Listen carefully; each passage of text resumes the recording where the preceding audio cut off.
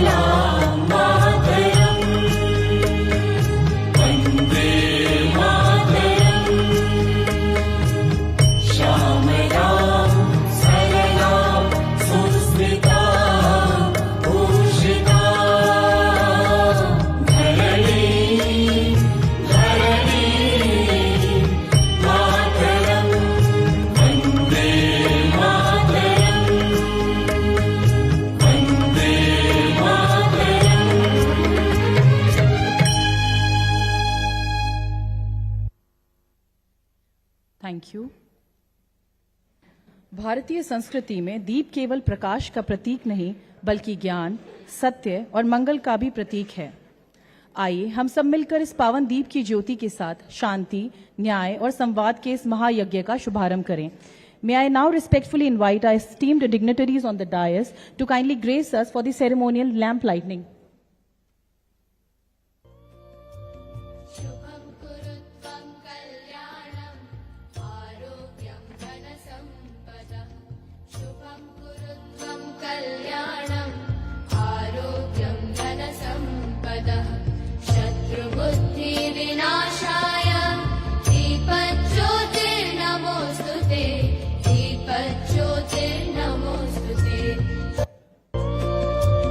शुभं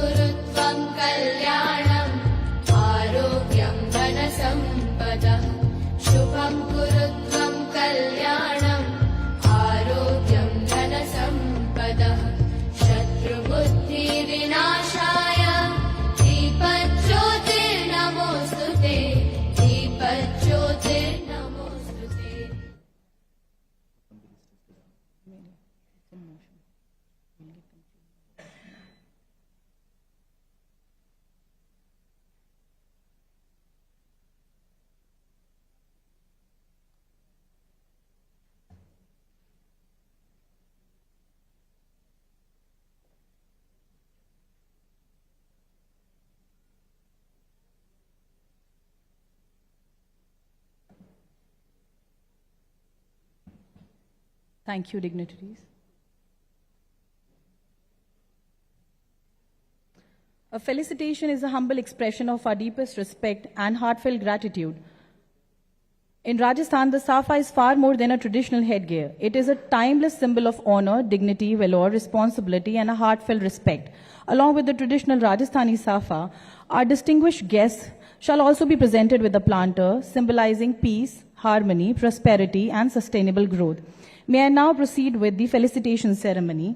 May I most respectfully invite Honorable Mr. Justice Sanjeev Prakash Sharma Saab, the Acting Chief Justice of Rajasthan High Court and Executive Chairman Ralsa, to kindly felicitate Honorable Mr. Justice Suryakant, the Chief Justice of India, with the traditional Rajasthani safa and a planter.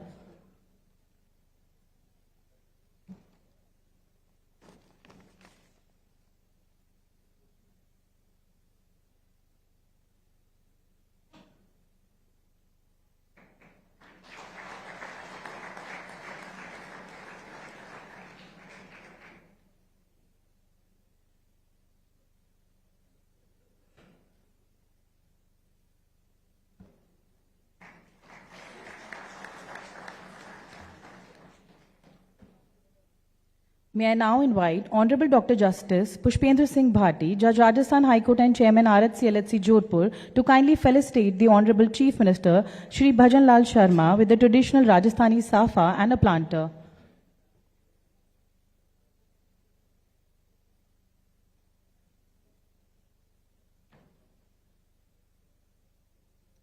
His leadership is dedicated to inclusive governance, development, and the welfare of the people. Under his stewardship, Rajasthan continues to uphold its rich cultural heritage while embracing progress and innovation.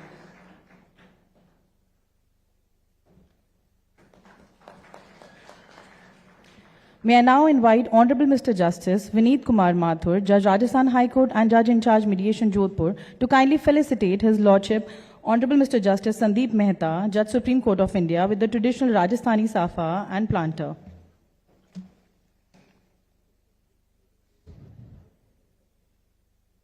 His Lordship is an eminent jurist whose distinguished judicial career reflects profound legal scholarship, integrity, and an unwavering commitment to justice.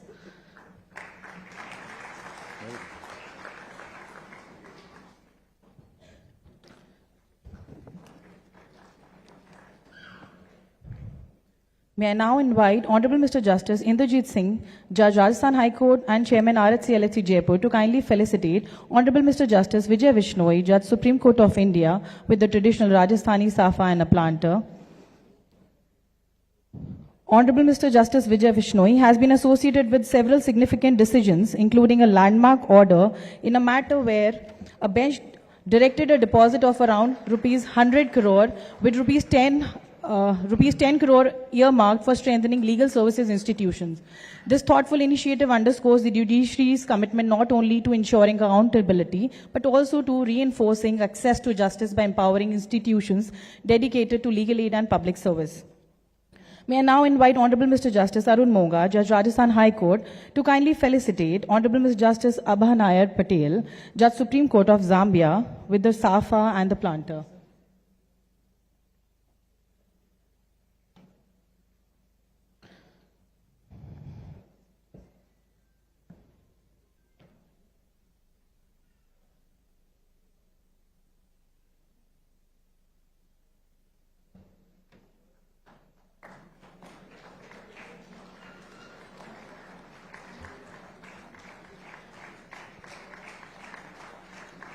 May I now invite Honorable Mr. Justice Mahendra Kumar Goyal, Judge Rajasthan High Court and Judge in Charge Mediation Jaipur, to kindly felicitate Honorable Minister Shri Arjun Ram Meghwal with the traditional Rajasthani safa and planter.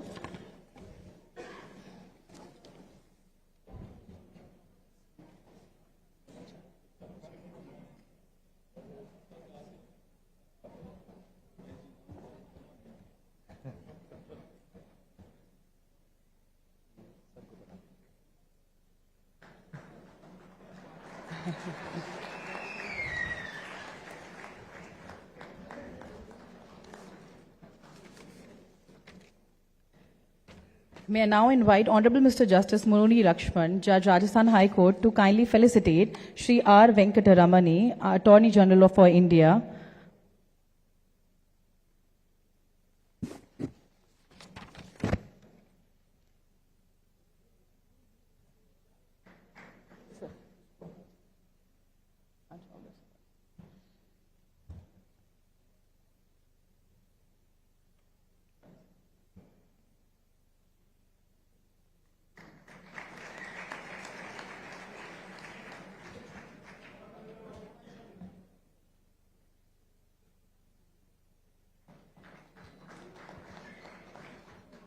May I invite Honorable Mr. Justice Farjand Ali, Judge, Rajasthan High Court, to kindly felicitate Honorable Mr. Justice Sanjeev Prakash Sharma, the Acting Chief Justice, Rajasthan High Court and Executive Chairman, Ralsa, with the Safa and planter.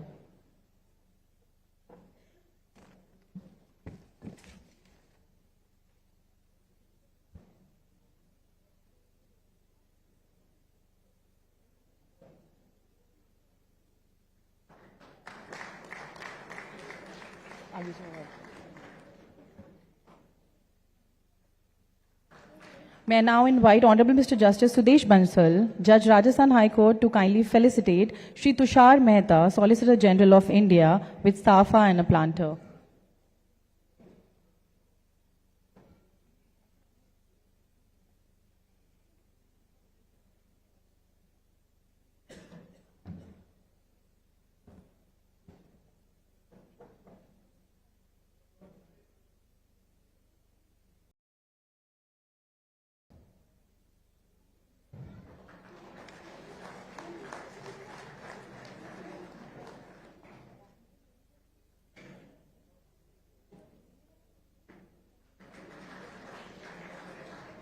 May now invite Shri Chanchal Mishra, Registrar General, Rajasthan High Court, to kindly felicitate Shri Vikas Singh, President, Supreme Court Bar Association, with Safa and a planter.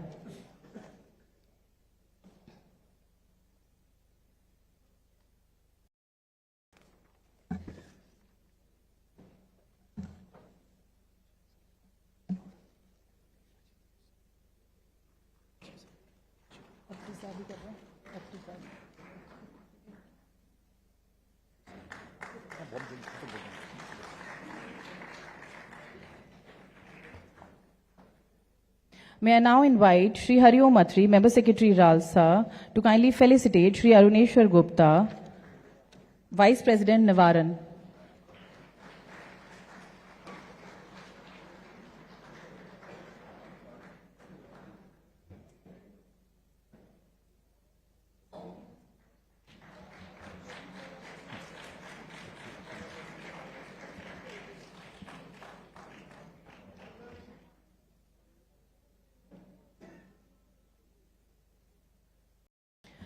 May I again request Shri Hari Om Atri, Member Secretary Ralsa, to kindly felicitate our guests of the dais, Advocate General Shri Rajendra Prasad,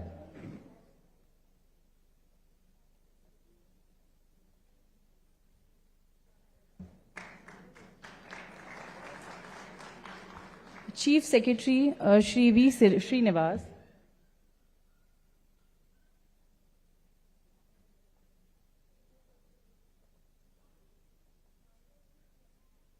DGP Government of India Shri Rajiv Kumar Sharma,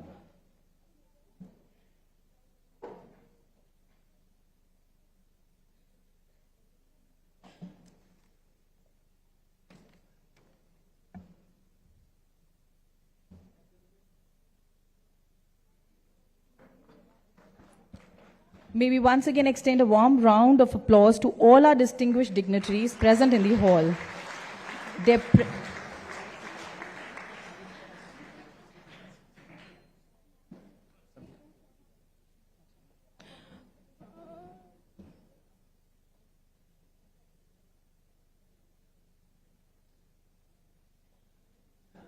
I request Madam Prerna Sharma, Madam CJR, to kindly felicitate Madam Sandeep Mehta of the dais.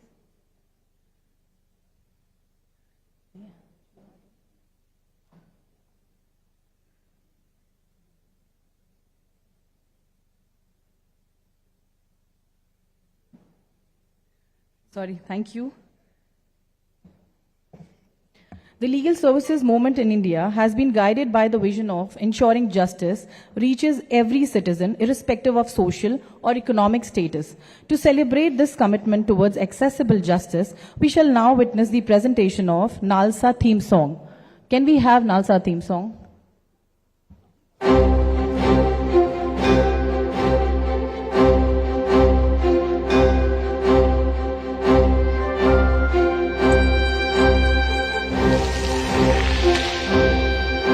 एहसास न्याय का सबके लिए, आकाश न्याय का सबके लिए, उल्लास न्याय का सबके लिए, विश्वास न्याय का सबके लिए। अपने इस हिंदुस्तान पर हक हमारा भी तो है, इंसाफ के इस आशिया पर हक हमारा भी तो है। एक मुट्ठी आसमां पर हक हमारा भी तो है, एक मुट्ठी आसमां पर हक हमारा भी तो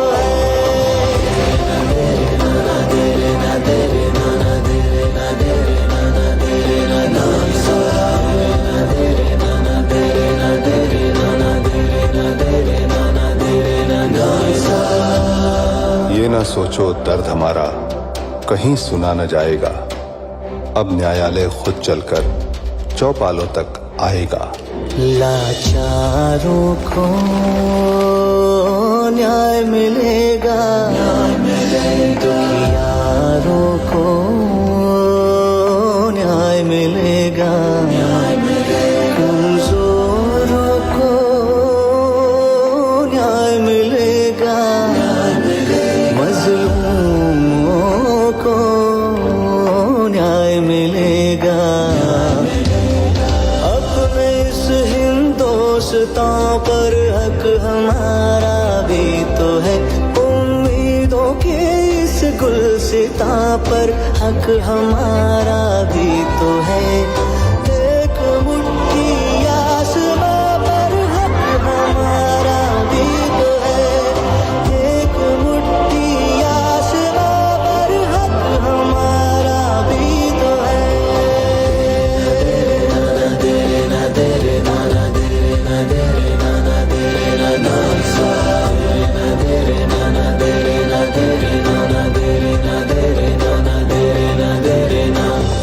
गरीब और कमजोरों को मुफ्त एवं सक्षम कानूनी सहायता के लिए प्रतिबद्ध विधिक सेवा प्राधिकरण नालसा, न्याय सबके लिए।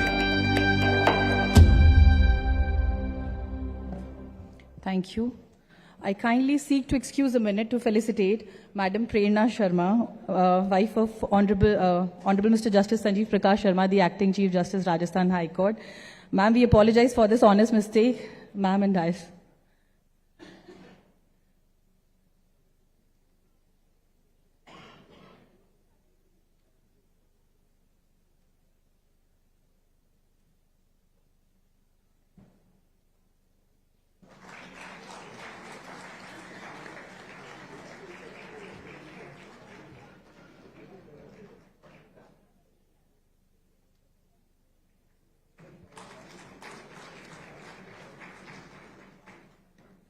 Thank you. As we move ahead towards the welcome address, under the dynamic leadership of Honorable Mr. Justice Sanjeev Prakash Sharma, the Acting Chief Justice, Rajasthan High Court and Executive Chairman, Ralsa, the Rajasthan State Legal Services Authority has reached new milestones in strengthening legal aid, institutionalizing mediation, promoting alternative dispute resolution, and ensuring that justice reaches the last person in society. His Lordship's unwavering commitment to innovation in this justice delivery system, his steadfast belief in dialogue over discord, and his timeless efforts towards building a more compassionate and people-centric legal ecosystem have transformed the vision of legal services into a vibrant reality. May I now respectfully invite Honorable Mr. Justice Sanjeev Prakash Sharma, the Acting Chief Justice, Rajasthan High Court, and Executive Chairman Ralsa to kindly deliver the welcome address.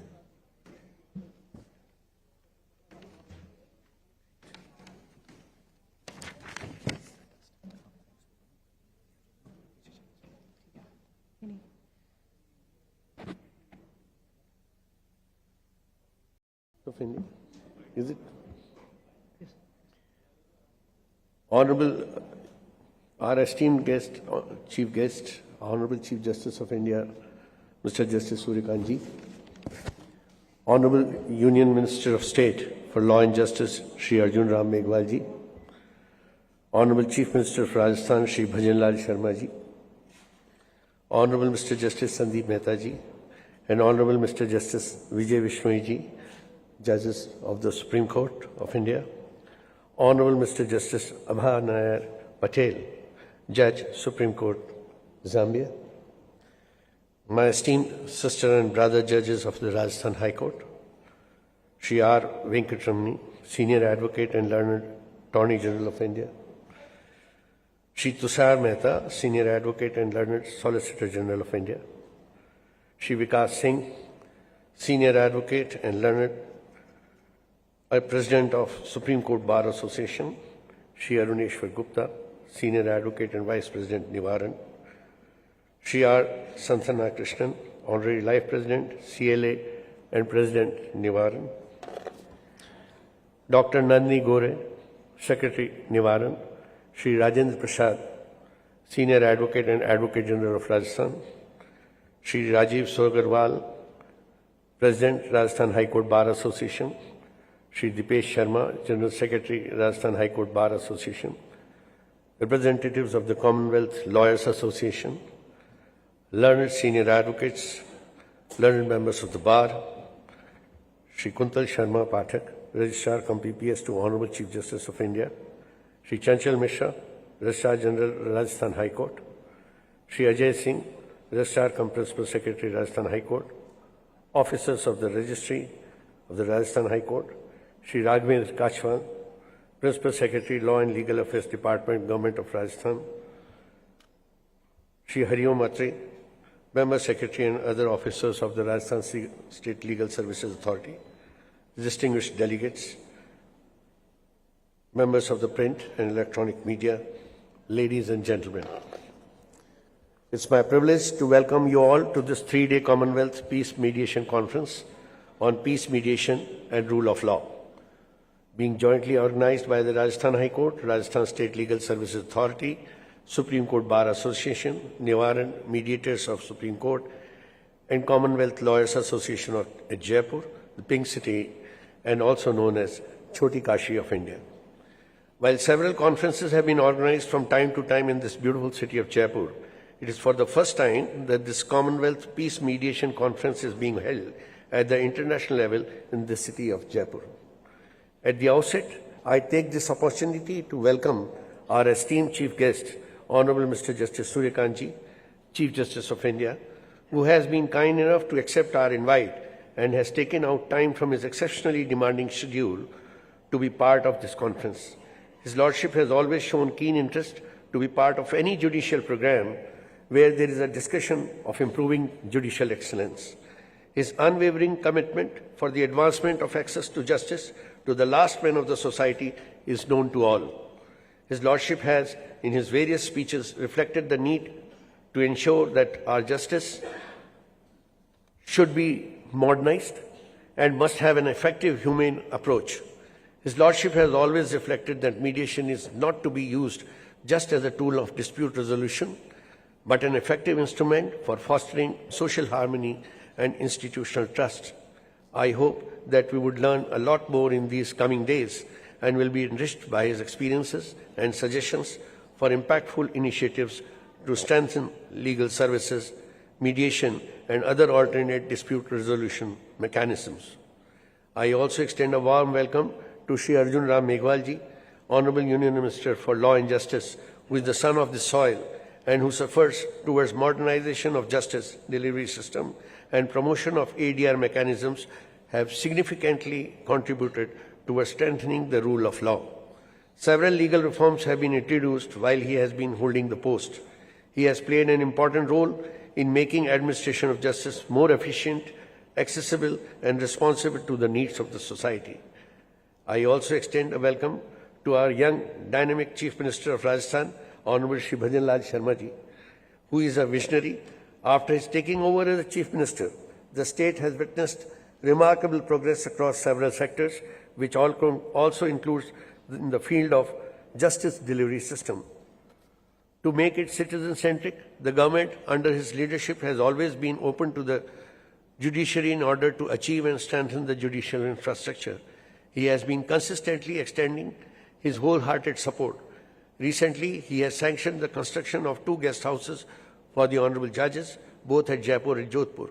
He has also promised the High Court to provide land for new building of the High Court bench at Jaipur. I extend my personal thanks to him. I also take this opportunity to extend my heartiest welcome to the 2 honorable judges seated at the Supreme Court, Honorable Mr. Justice Sandeep Mehta and Honorable Mr. Justice Vijay Vishnoi, who are the 2 feathers in the cap of Rajasthan High Court, for taking out their valuable time to attend this conference and bless us. I also extend a warm welcome to the Honorable Ms. Justice Abha Patel, Judge, Supreme Court of Zambia, and Honorable Mr. Justice Vashish Kokram, Judge, Appellate Tribunal, Bahamas, for sparing their valuable time to be part of this conference. I also extend heartiest welcome to Sri R. Venkatramani ji, Learned Attorney General of India, and Sri Tushar Mehta, Learned Solicitor General of India, who are the stalwarts of this legal profession. They are not only gurus for the young lawyers, but also able statesmen, assisting the courts in all respect and also encouraging the mediation drive.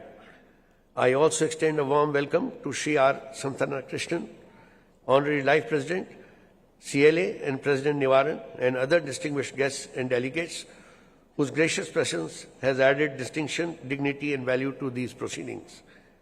The theme of this 3-day conference is both timely and enduring. In an increasingly interconnected world, where disputes often transcend geographical and cultural boundaries, sustainable peace cannot rest solely upon adjudication. The rule of law is the defining characteristic of every constitutional democracy.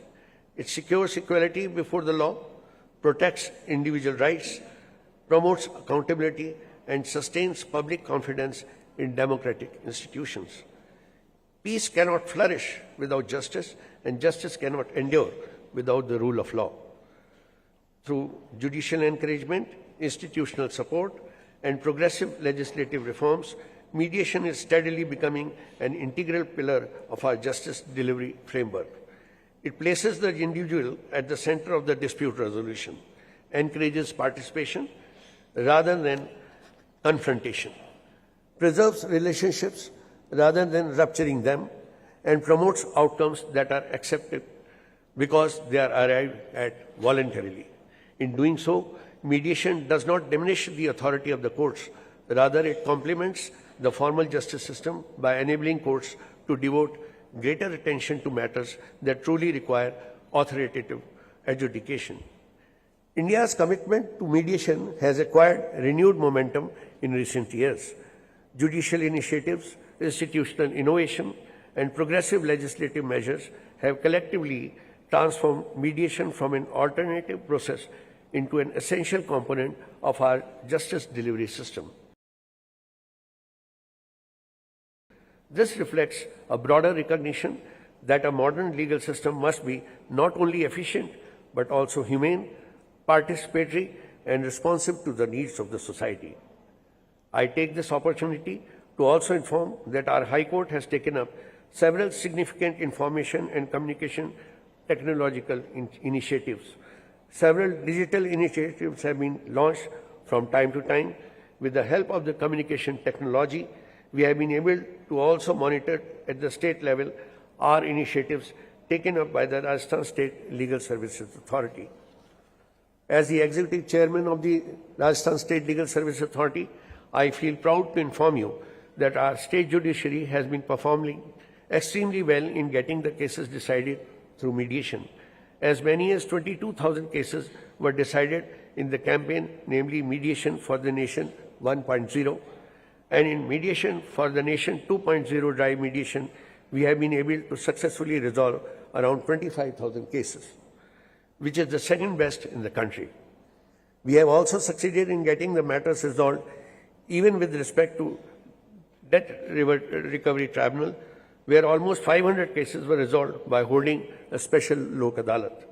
We have also been able to actively assist in a flagship mediation initiative, namely Samadhan Samaro, taken up under the visionary leadership of the Honorable Chief Justice of India, where as many as 50 cases have been amicably settled through mediation up till now, and I'm sure many more are in the pipeline. The city of Jaipur, marked as a splendor and vibrancy and colorfulness, mixed with rich culture, traditions, and religious attitude, has always attempted to live in an atmosphere of peace and harmony, where people believe in the judicial system. I, therefore, thank the organizers who have chosen the city of Jaipur for the purpose of this conference.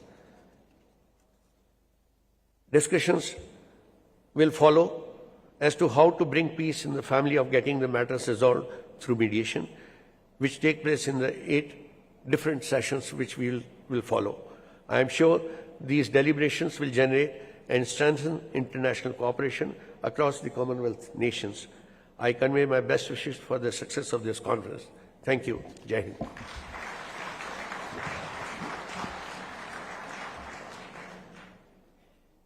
Thank you, Lordship, for those gracious and inspiring words and setting the tone for the conference.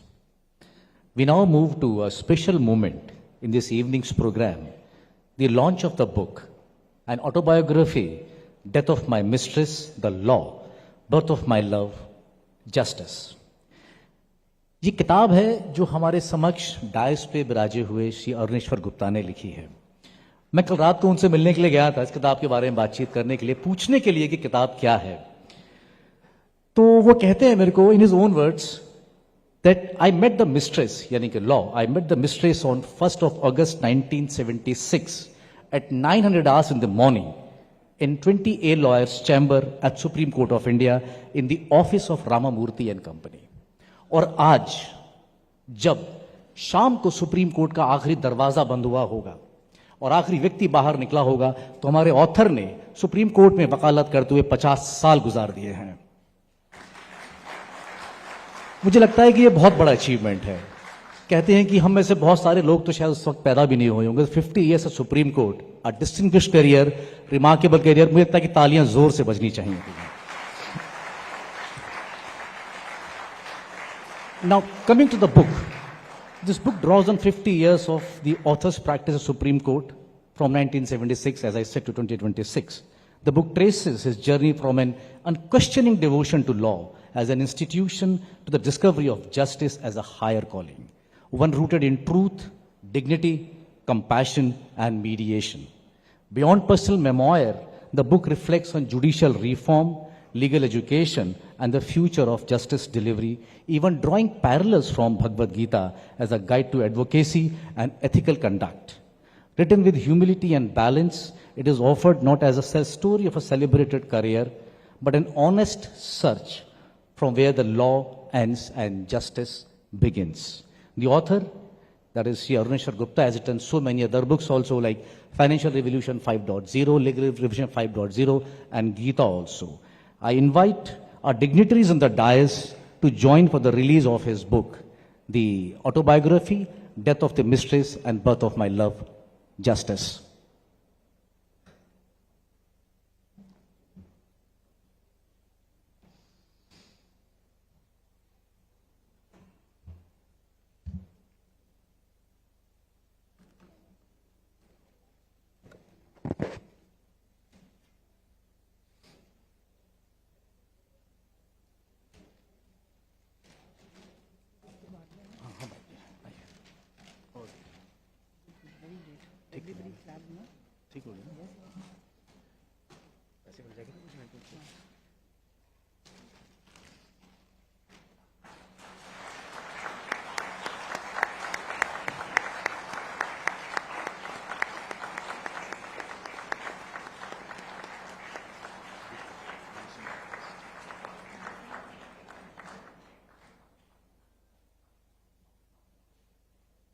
Thank you, Reyes.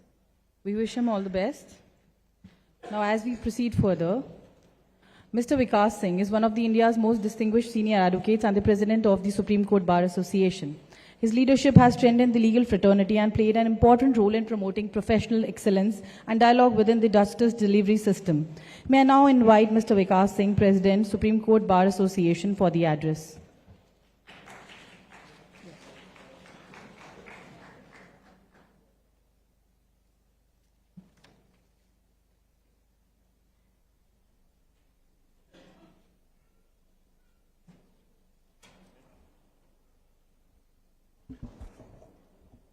My Lord the Chief Justice of India, Justice Suryakant, Honorable Law Minister Shri Arjun Ram Meghwal ji, Honorable Justice Vijay Bishnoi, Justice Sandeep Mehta, Acting Chief Justice of the Rajasthan High Court, Shri Sanjeev Prakash Sharma ji, Learned Attorney General for India, Shri R. Venkat Ramani, the Solicitor General for India, Mr. Tushar Mehta, Aruneshwar Gupta, judges of this court, distinguished guests. On behalf of the Supreme Court Bar Association, it is my distinct honor to welcome to you all these distinguished judges, jurists, members of the bar, and delegates from across the Commonwealth, the Global South, the international community, to the historic city of Jaipur for the Commonwealth Peace Mediation Conference 2026. This landmark initiative stands as a proud collaborative movement brought to fruition by the Rajasthan State Legal Services Authority, the Supreme Court Bar Association, and the Commonwealth Lawyers Association and Nivaran Mediators of the Supreme Court of India.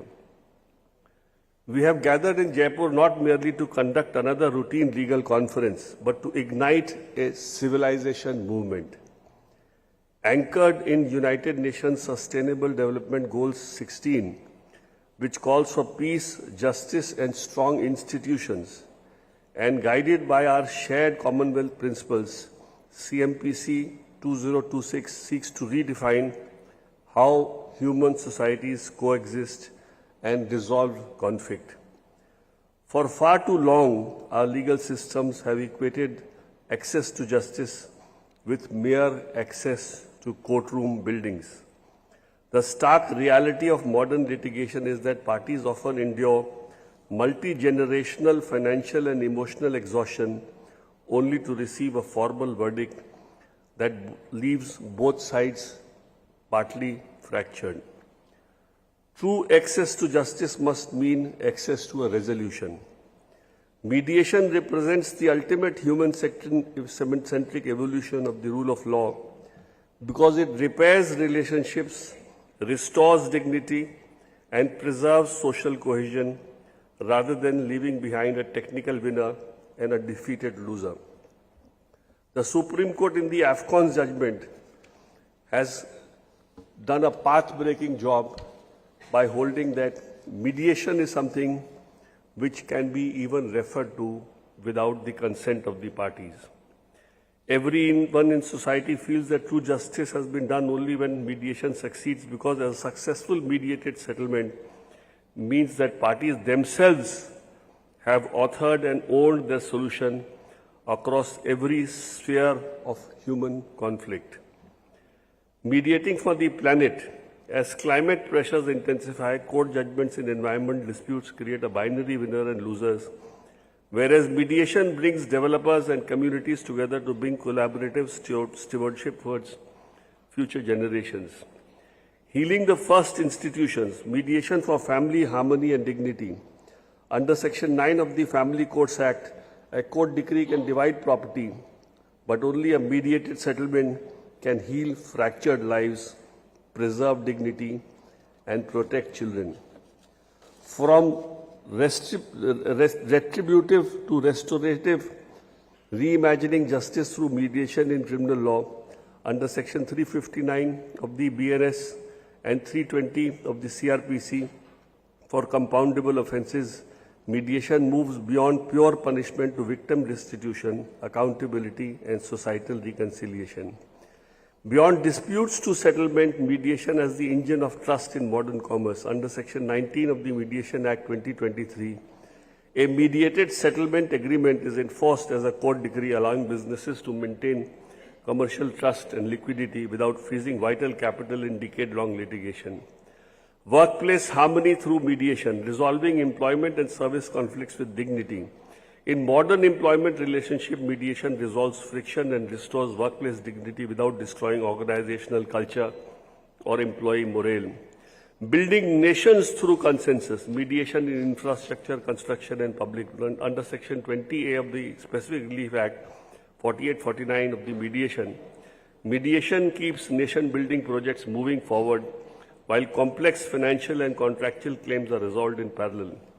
Grassroots justice, empowering communities through dialogue, trust, and local resolution. Under Section 43-44 Mediation Act, community mediation resolves localized social conflicts where court judgments would only deepen division. Peace mediation as a civilizational tool, advancing peace, inclusion, and sustainable development. Backed by the Singapore Convention on Mediation, mediation serves as a civilization philosophy to replace geopolitical discord with structured dialogue. When a judge uses the authority to send an unwilling party to mediation, that judge is not denying them trial. That judge is offering them a doorway to true, lasting justice.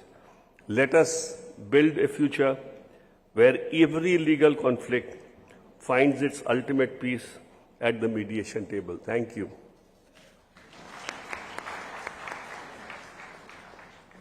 Thank you, sir, for your enriching address. One of the country's foremost law officers, the distinguished advocacy of Sri Tushar Mehta, learned Solicitor General before constitutional courts, significantly contributes to the development of Indian public law. May I request, sir, to kindly address the gathering?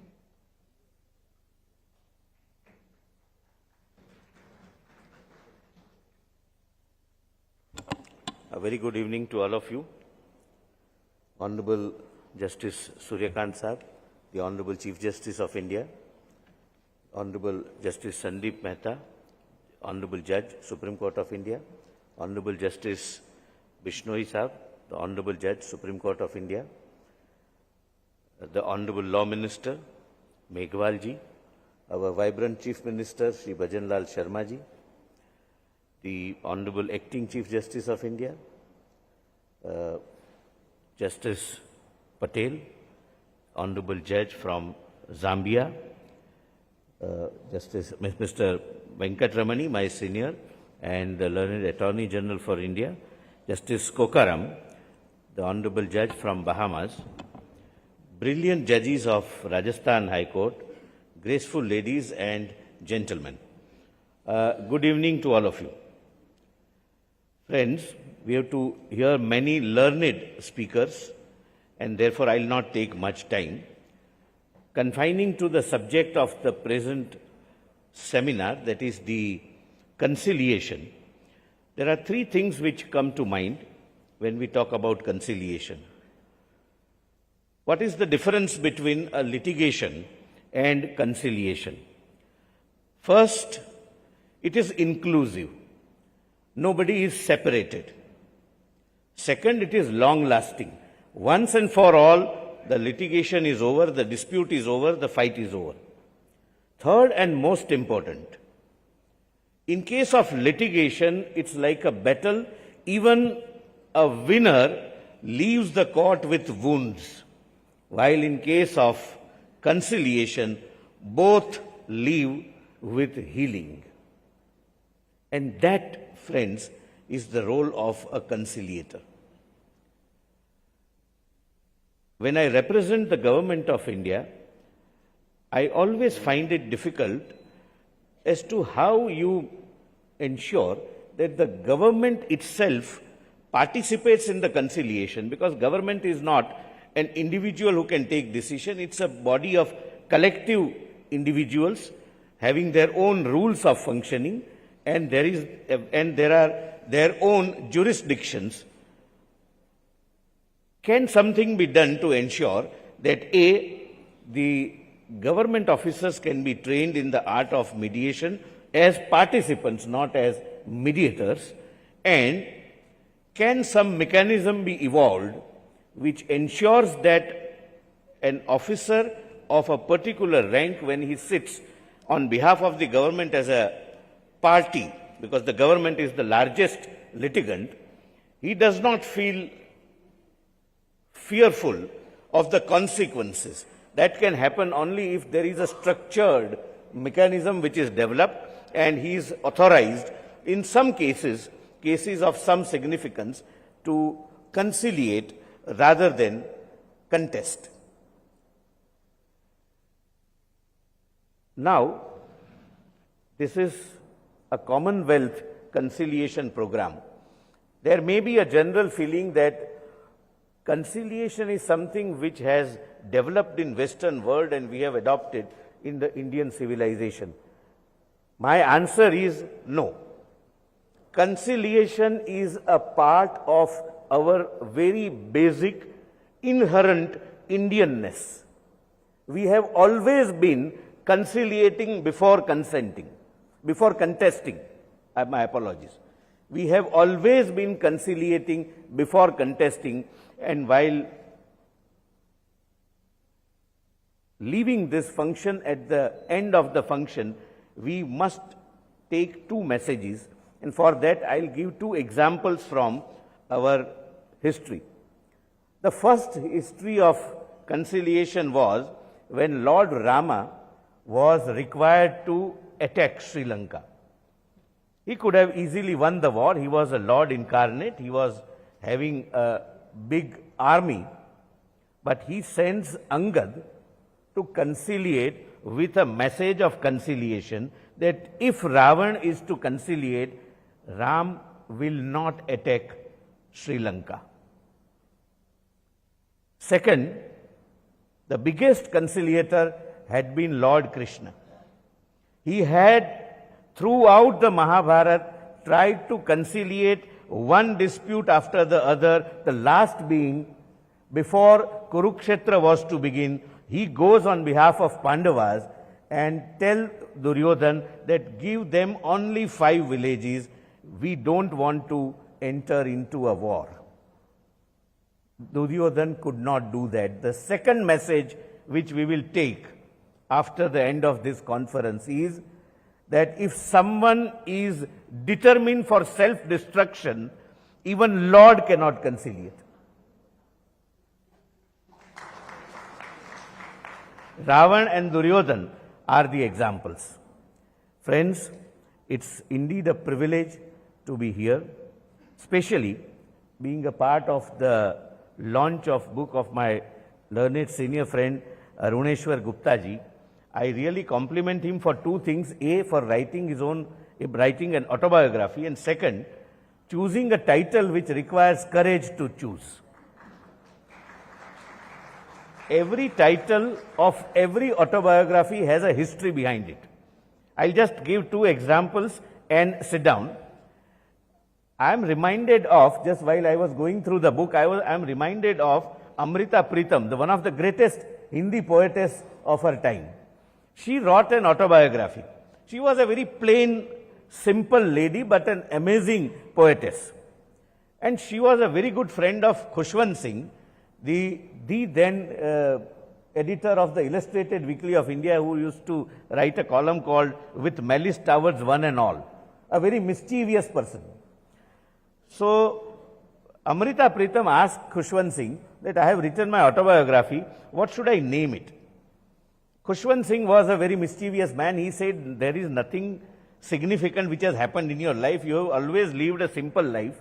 Your autobiography can be written on the backside of a revenue ticket. So her autobiography is named by her as revenue ticket. Second, I am reminded of Ronald Reagan, the great American president, known for his wit and humor. His autobiography is named, Where is the Rest of Me? And the story is that he used to be an eminent Hollywood star. He played a role of a soldier. He is wounded in the war and he loses the part of the body below his stomach. When he becomes conscious in the hospital, and when he realizes that half of his body is gone, he suddenly shouts, where is the rest of me? And that impacted his psyche so much that he named the autobiography as Where's the Rest of Me? We would like to know what is the secret behind such a bold title of the autobiography. Friends, I am really thankful for the organizers to inviting me, and I have been fortunate to be in the company of such brilliant minds of the country, and it has always been a pleasure to come to Rajasthan when my friends ask me that why Rajasthanis are extra polite. They always say hukum, they always say आप बिराजिए, and I will always tell them that आप एक बार पगड़ी पहन के देखिए, भाषा साफ हो जाएगी. Thank you so much. I wish this seminar the entire success. Thank you. Thank you very much, sir, for those insightful remarks and drawing parallels from Ramayana and Mahabharata. मुझे आपकी बात से वो रश्मि रत्ती की पंक्तियां याद आ गई कि दो न्याय अगर तो आधा दो, पर इसमें भी यदि बाधा हो तो दे दो केवल 5 ग्राम, रखो अपनी धरती तमाम, हम वही खुशी से खाएंगे, परजन पर असीना उठाएंगे. दुर्योधन वह भी दे न सका आशीष, समाज की ले न सका, उल्टे हरि को बांधने चला जो था असाध्य, साधने चला जब नाश मनुज पर छाता है, पहले विवेक मर जाता है. हमारे पास कोर्ट्स है, हमारे पास आप है, हमारा विवेक जिंदा है. Sir, thank you very much, sir. Now it's my honour to invite mister R Venkat Ramani, the attorney general of India, to address the gathering.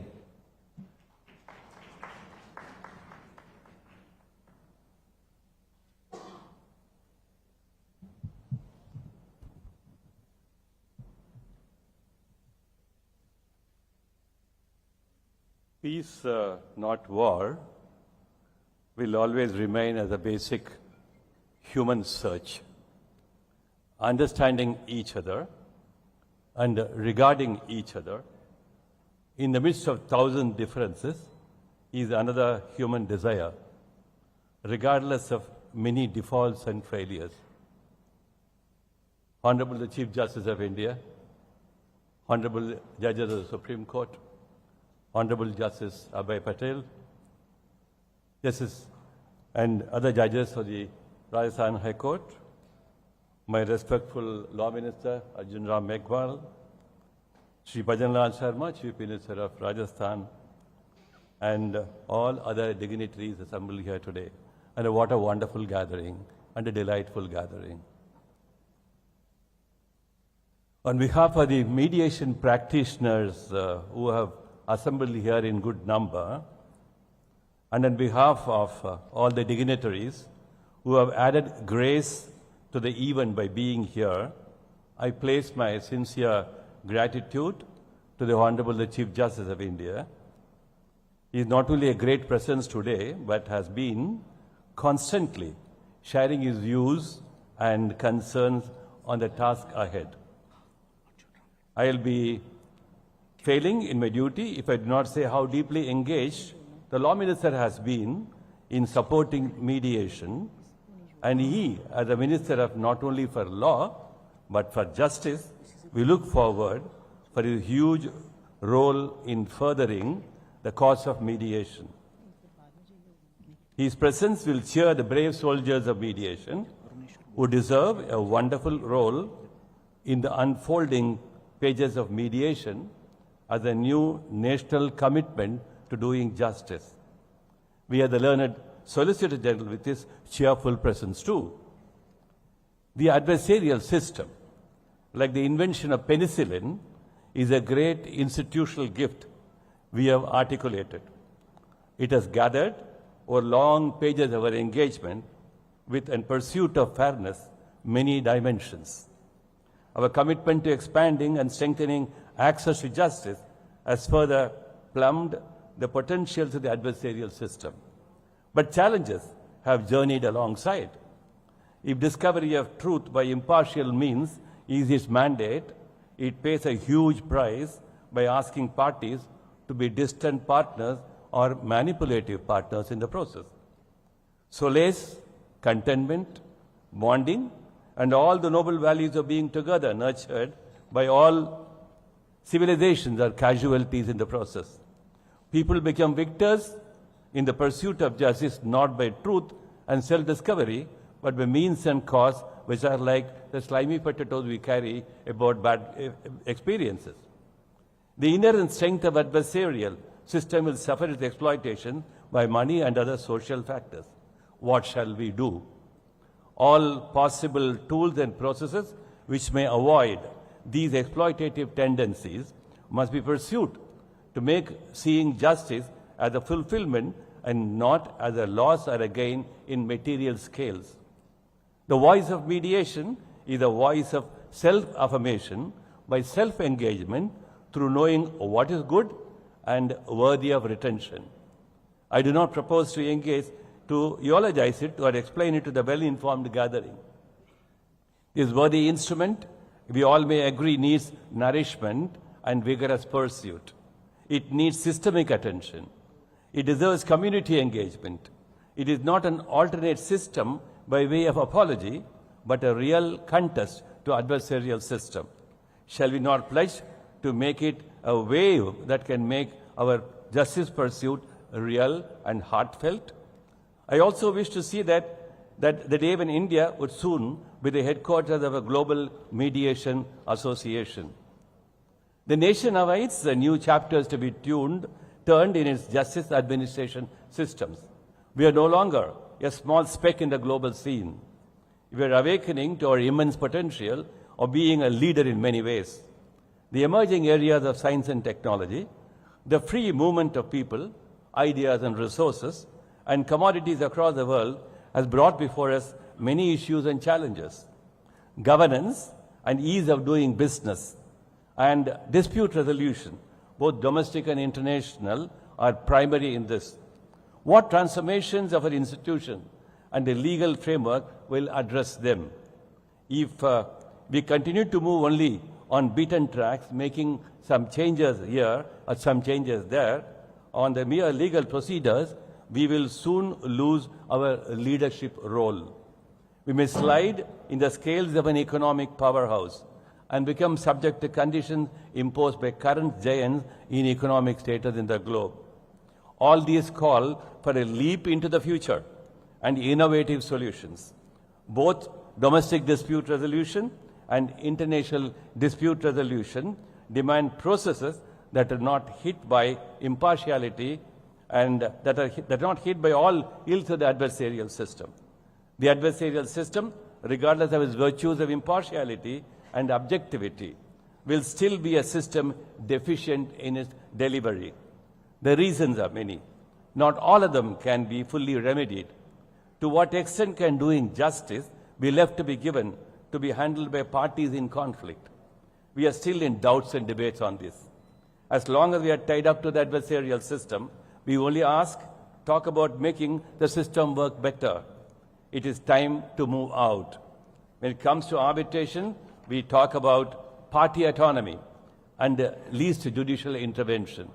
Just as this, why cannot we talk about parties being empowered and strengthened in finding solutions through their assisted participation?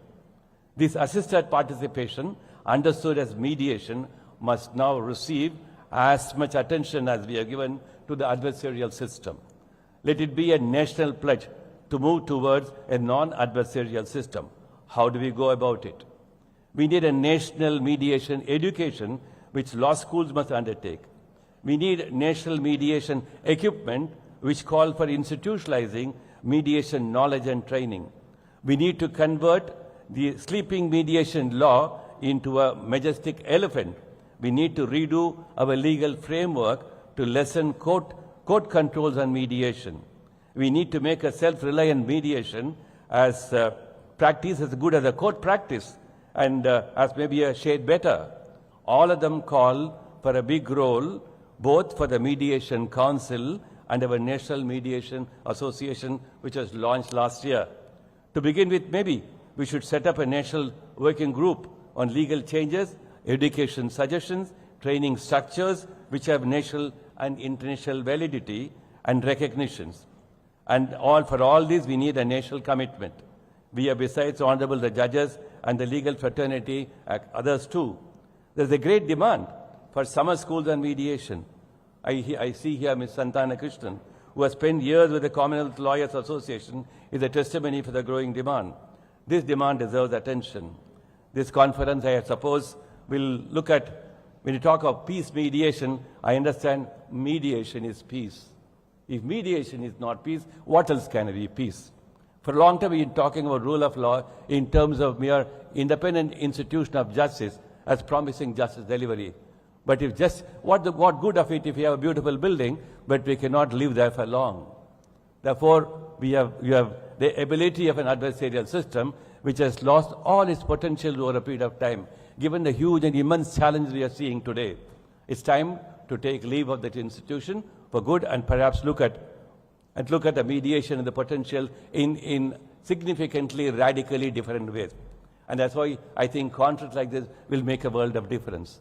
And I'm sure with the continued support and encouragement of the institutions of justice, I think we'll see mediation leaping into the future, into the near future, as the most promising way of people saying not merely access to justice, but access to results. Not merely access to an institution, but access to resolution. They are very important considerations. Thank you so much for your attention.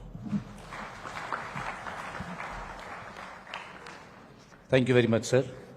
Now may I invite the son of the soil, an able administrator, a person who has a deep understanding about this society and about Rajasthan, about country, who has been, a flag bearer of Rajasthan in the parliament, हमारे अपने Shri Arjun Ram Meghwal, Honorable Minister of State, Ministry of Law and Justice, Government of India, for his address.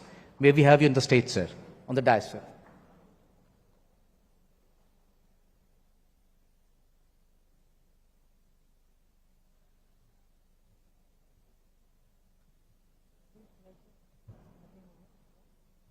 International Conference on Commonwealth Peace Mediation and the Rule of Law.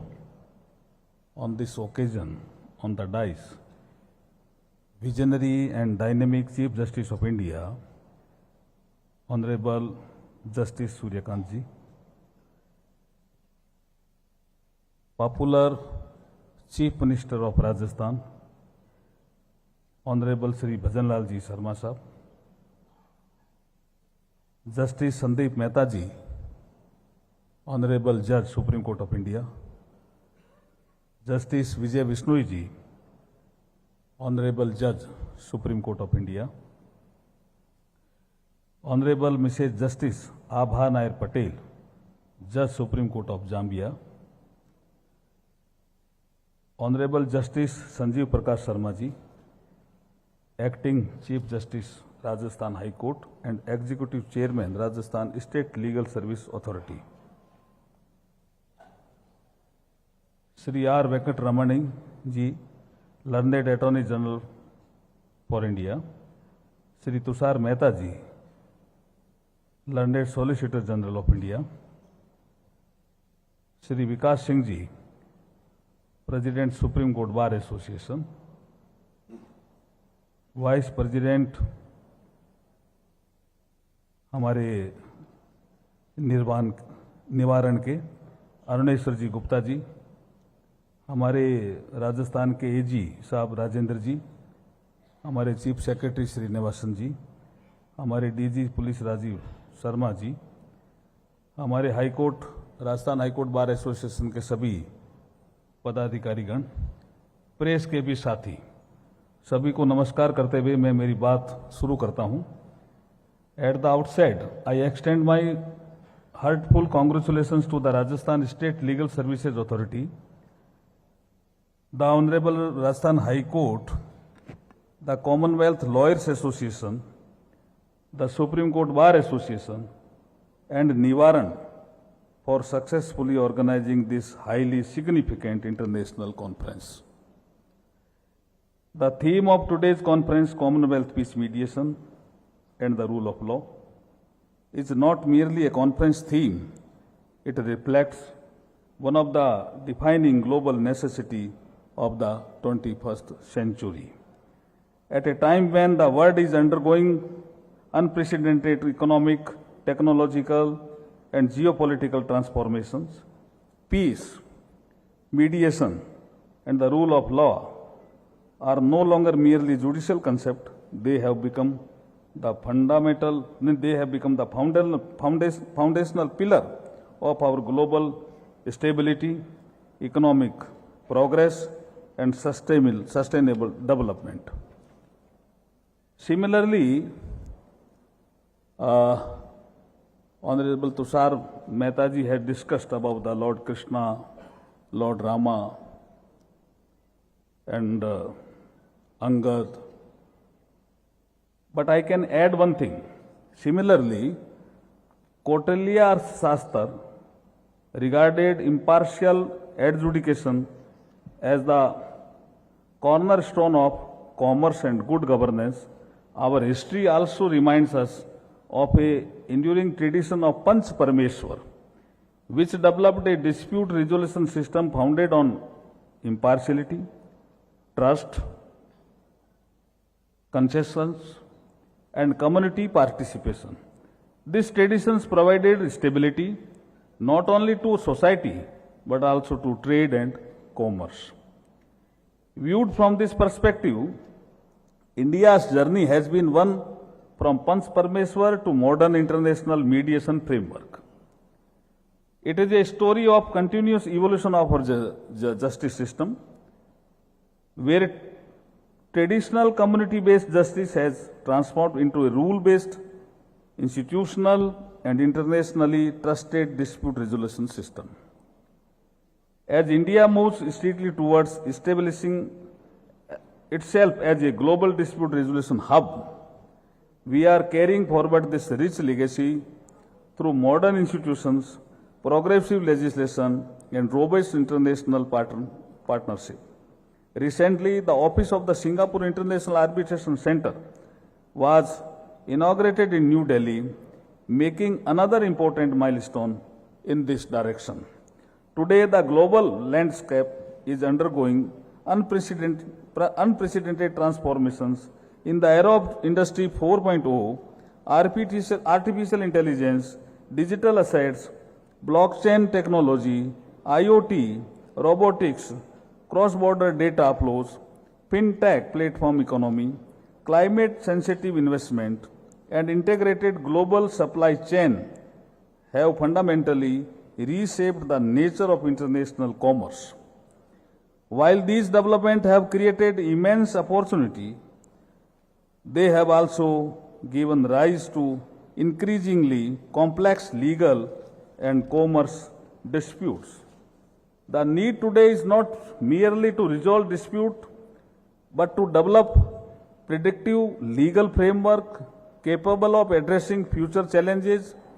In such a scenario, mediation has emerged as one of the most effective mechanisms because it does not merely deliver decision, it preserves relationship. It does not merely determine legal rights, it rebuilds trust.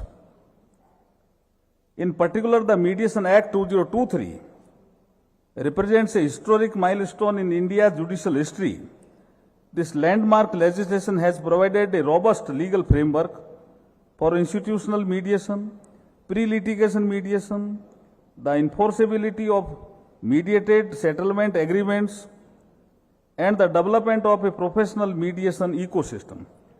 It is not merely a statute, but an institutional commitment of fostering a culture of consensus-based justice in India. Alongside this, the Commercial Court Act, the Arbitration and Conciliation Act, the India International Arbitration Act, India International Arbitration Center Act, and the E-Court Phase 3 initiative have made significant contributions towards building a modern technology-enabled and investment-friendly dispute resolution ecosystem in the country. This conference is particularly significant for the Commonwealth nations. Our shared common law heritage provides us with a strong foundation. The need of the hour is to further strengthen this partnership through mediation, judicial cooperation, capacity building, mutual learning, cross-border enforcement, and exchange of best practices. I am confident that the deliberation over the next 3 days will extend far behind academic discussions and will provide fresh direction to global peace, mediation, the rule of law, and access to justice. India firmly believes that where justice is achieved through dialogue, societies become more peaceful, economies become stronger, and democracies become more enduring, guided by the philosophy. We remain committed to promoting a culture of dialogue over dispute and resolution over legislation as we work towards realizing the vision of Viksit Bharat 2047. In conclusion, I once again congratulate all the organizers for this commendable initiative and extend a warm welcome to all the distinguished Commonwealth delegates to the sacred land of India. I am confident that this conference will infuse the global mediation movement with renewed energy, fresh direction and shared sense of purpose. एक विषय sir, सीजे साहब आपकी permission हो तो तुषार मेहता जी ने लिया कि ये जो अनेश्वर जी गुप्ता जी ने बुक लिखी है, an autobiography, death of my mistress the law, birth of my love justice, तो मैंने भी मेरे जीवन में एक जस्टिस करने का प्रयास किया। मैंने भी एक पुस्तक लिखी है तुषार मेहता साहब, लेकिन वो पुस्तक पत्नी पे है। अब वो करेजियस है या नहीं है मुझे पता नहीं। पुस्तक का नाम है, नाम भी बहुत 2 साल लगे मुझे इसको सेटल करने में, एक सफर हम सफर के साथ। फिर एक ट्रांसलेटर आया, उसने उस बुक का ट्रांसलेशन अंग्रेजी में किया, a journey with my soulmate. अब ये करेज का काम है या नहीं मुझे पता नहीं, ये निर्णय आप करोगे, लेकिन अरुणेश्वर गुप्ता जी ने बहुत ही करेज का काम किया। मैं आपको बधाई देता हूं, शुभकामनाएं देता हूं। Commonwealth, peace, mediation and the rule of law, समय बहुत अच्छा है सीजीआई साहब। इस समय कॉमनवेल्थ गेम्स भी चल रहे हैं और हमारे पुरुष और महिला खिलाड़ी लगातार मेडल भी जीत रहे हैं। इसके लिए भी हम उन खिलाड़ियों को बधाई देते हैं। इसलिए मेरा इस अवसर पर आयोजकों को पुनः बधाई देता हुआ मैं मेरी वाणी को विराम देता हूं। बहुत बहुत धन्यवाद, आभार।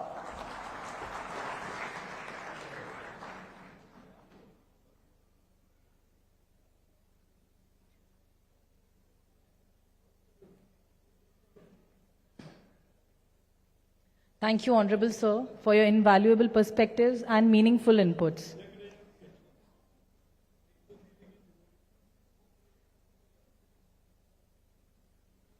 The distinguished presence of Honorable Ms. Justice Abha Nayar Patel symbolizes the spirit of international judicial cooperation and the shared commitment of Commonwealth nations towards peace and the rule of law. May I respectfully invite Her Ladyship, Honorable Ms. Justice Abha Patel.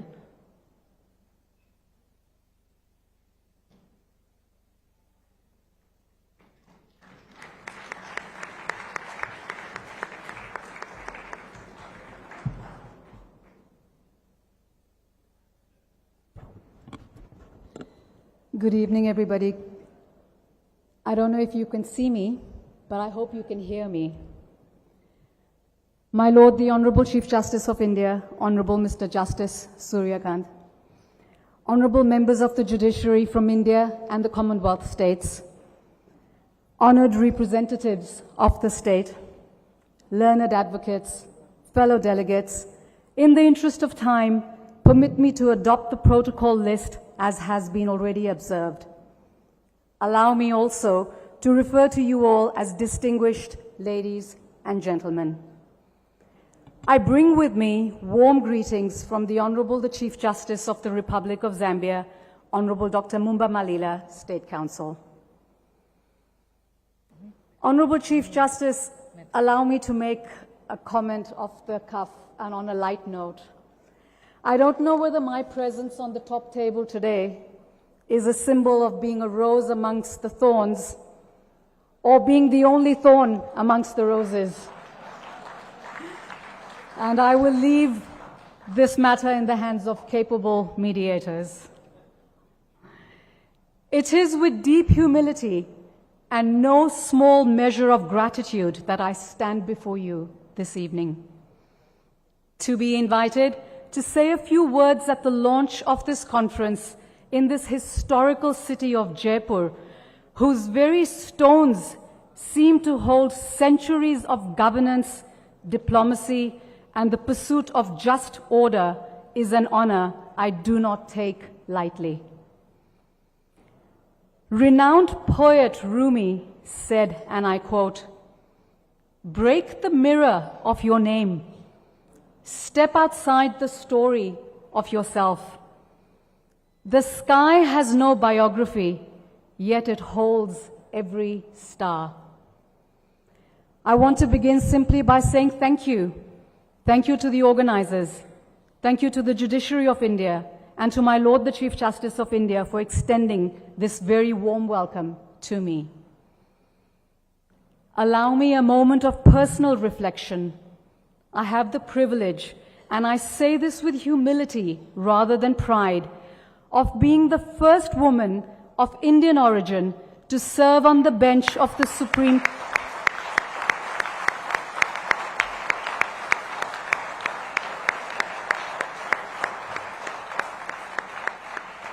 To serve on the bench of the Supreme Court of Zambia. I received this honor not with pride, but with deep reverence and a profound sense of responsibility and humble service. This is not merely a personal milestone. It is a door opened by God's hand so that others may walk through it. It reminds us that grace does not discriminate and that purpose and service knows no boundaries. When one has spent a career in the corridors of the law, moving, as many of us in this room have, from advocacy at the bar to the bench of the trial courts, through appellate benches and into the highest reaches of judicial service in the Supreme Court, one learns that recognition of this kind is rarely about an individual. It is a recognition of the institutions we serve, the traditions we inherit, and the values we are entrusted to protect. The theme of this conference, peace, mediation, and the rule of law, is not an abstraction to those of us who have sat in judgment, who have watched disputes fester into division, and who have seen how a well-timed act of mediation can restore what litigation alone cannot: relationship, dignity, and trust. The Commonwealth as an idea and as an institution has always understood something important: that law without reconciliation is incomplete, and that reconciliation without the rule of law is fragile. In this difficult world torn by conflict, this conference sits precisely at that intersection. I come to this gathering from Zambia, a country which has much to contribute to this conversation on peace mediation.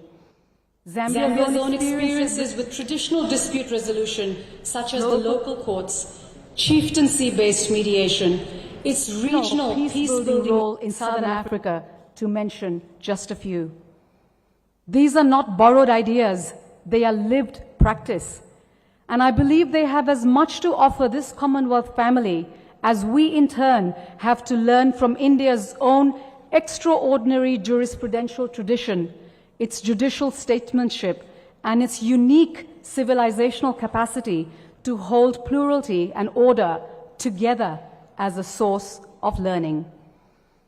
The presence of the Commonwealth's judicial family here in Jaipur is itself a quiet testament to a shared inheritance, that our legal systems, however differently shaped by history, are bound by a common commitment to fairness, to due process, and to peace as something actively built, not merely declared.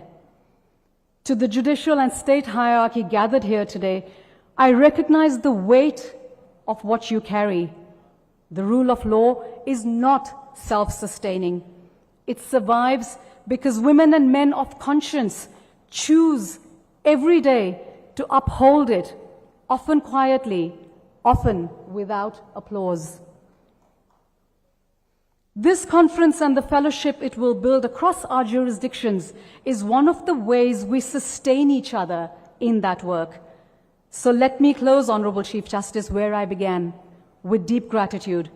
Gratitude for the invitation, gratitude for the trust it represents, and gratitude for the opportunity to stand among such distinguished company as we begin the next few days of dialogue in service of peace, justice, and the rule of law. I thank you all.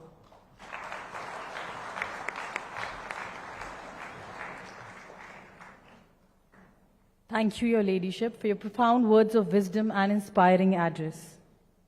A distinguished jurist with deep roots in the legal fraternity of Rajasthan, the judicial journey of Honorable Mr. Justice Sandeep Mehta has been marked by exceptional scholarship, unwavering integrity, and an enduring commitment to the constitutional ideas of justice, fairness, and the rule of law.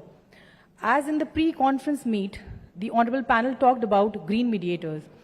Honorable Mr. Justice Sandeep Mehta has consistently reflected a strong commitment to environmental protection by emphasizing that the right to clean and healthy environment is inseparable from the right to life under Article 21 of the Constitution. While hearing the Jojri River pollution matter, His Lordship was part of the Supreme Court bench that expressed grave concern over the continued discharge of toxic industrial effluents, describing the regulatory failure as unacceptable and insisting that no authority can permit citizens to be exposed to environmental hazards. With great honor and profound respect, may I now request Honorable Mr. Justice Sandeep Mehta, Judge Supreme Court of India, to kindly address this distinguished gathering. My Lord, Honorable the Chief Justice of India, Justice Suryakant, the dynamic Chief Minister of Rajasthan, Shri Bhajanlalji Sharma Sahab, Law Minister Shri Arjun Ramji Meghwal Sahab, my esteemed brother Justice Vijay Bishnoi, Honorable Acting Chief Justice of Rajasthan High Court, Justice Sanjeev Prakashji Sharma Sahab, Attorney General Shri R. Venkat Ramani, Shri Tushar Mehta ji, Solicitor General, and my heart fills with pride when I welcome Justice Abha Nayar Patel, an honorable judge in the Supreme Court of Zambia, the first lady to honor the bench and a person of Indian origin. I congratulate you, madam, for this rare distinction. I'll tell you that our Honorable Chief Justice is a pioneer in women empowerment, and your presence on the dais with Honorable the Chief Justice of India is the ultimate privilege, our ultimate example of what women empowerment is. The Honorable Chief Justice was, well, while we were traveling from Delhi to Jaipur, Honorable Chief Justice was telling me about your journey, and it has really been tremendous. And your brilliant speech makes it clear that it is purely on merit that you have attained that position. Once again, hearty congratulations to you. Shri Vikas Singh ji, Shri Aruneshwar ji Gupta, my esteemed sister and brother judges from the Rajasthan High Court, dear lawyer friends, judicial officers, ladies and gentlemen. I am truly privileged and honored to be a part of this inaugural session of this wonderful conference. Friends, this conference could not have come at a better time. Honorable Chief Justice of India is steering an amazing experiment by the name of Samadhan Samaroh, wherein for the first time all the high courts have been involved in the process of pre-settlement mediation. So what better a time to hold this conference just 22 days before we proceed to undertake that exercise of humongous proportions, where originally more than 35,000 cases were referred for settlement by mutual and amicable settlement, and efforts of the participating high courts, we are told, have been fantastic. I congratulate the Rajasthan High Court for having succeeded in settling 50 cases. This number may seem very small, but when seen in context of the stage where the litigation is, that is before the highest court of the country, where litigants are at the last frontier. There, if you are able to settle 50 cases by mediation, amicably, that would give rest to probably a litigation 30 years old or even more. So this is a fantastic achievement, and I'm sure that the Samadhan Samaroh under the astute leadership of Honorable Chief Justice of India will be a huge success. It will set a benchmark, and it will be a precedent for times to come. Dear friends, this conference is also remarkable because it pursues the most powerful tool amongst all the facets of the ADR regime, that is arbitration, mediation, and conciliation.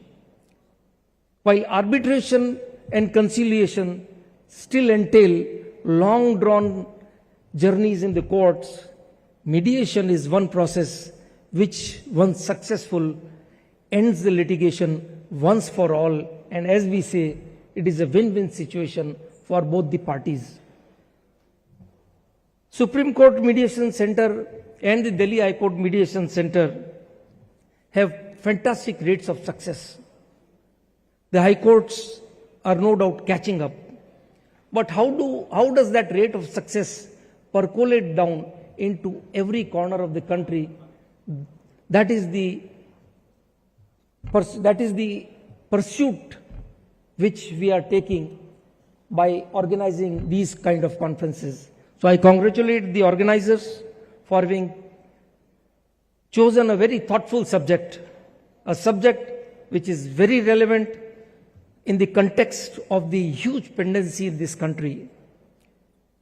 I've had my own experiences with mediation, and one of the most humbling experiences, a very small instance, was when there was a litigation between the parents and the son.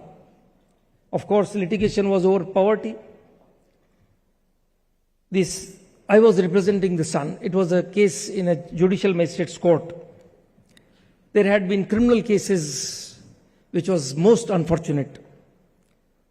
So when I thought of the problem, it came to my mind that merely thinking as a lawyer, as a defense counsel, is perhaps not the right solution to this problem. So I told my client, moment you enter into the court and you see your parents, you fall down into their feet. And lo behold, he agreed to do that, and the moment he fell into the feet of his parents, they just picked him up and the parties started crying. The entire litigation was settled. That is what the impact of mediation is. So I'm sure the vibrant discussions which will be made during the course of the sessions of the conference will throw new light and will throw out new ideas on how to mediate. A very important point was raised by Shri Tushar Mehta Sahab. How confidence is to be built in the government officers to accept the terms of mediation. I'll again tell you that this is again a matter of real pride that Honorable the Chief Justice is personally taking care of this aspect.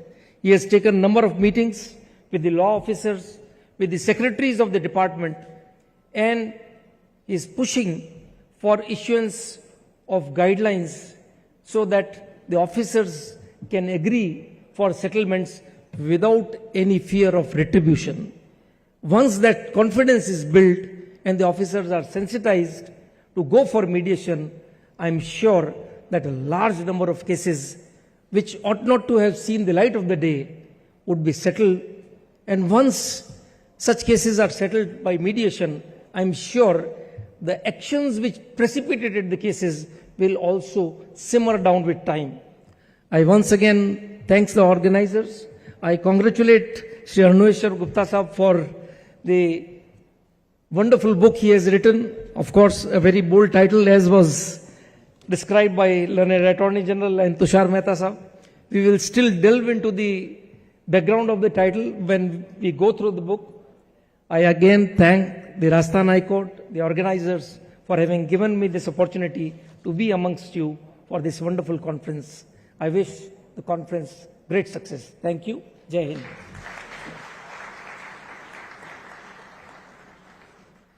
Thank you, Lordship, for sharing your vision and this inspiring address. A dynamic leader committed to public service, the Honorable Chief Minister has been guiding Rajasthan on the path of inclusive development, good governance and sustainable progress, while preserving the state's rich cultural heritage and values. माननीय मुख्यमंत्री जी के नेतृत्व में राजस्थान विकास, सुशासन और जन कल्याण के नए आयाम स्थापित कर रहा है. It's now my privilege to invite Shri Bhajan Lal Sharma, Honorable the Chief Minister of Rajasthan, to address this august gathering.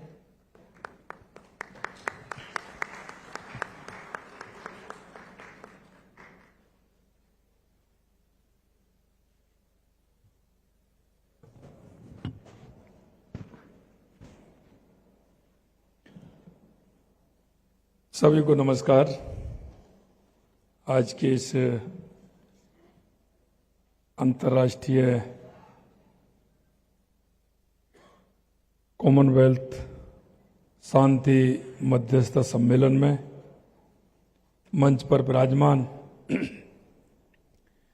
Bharat के माननीय मुख्य न्यायाधीश न्यायमूर्ति श्री सूर्यकांत जी,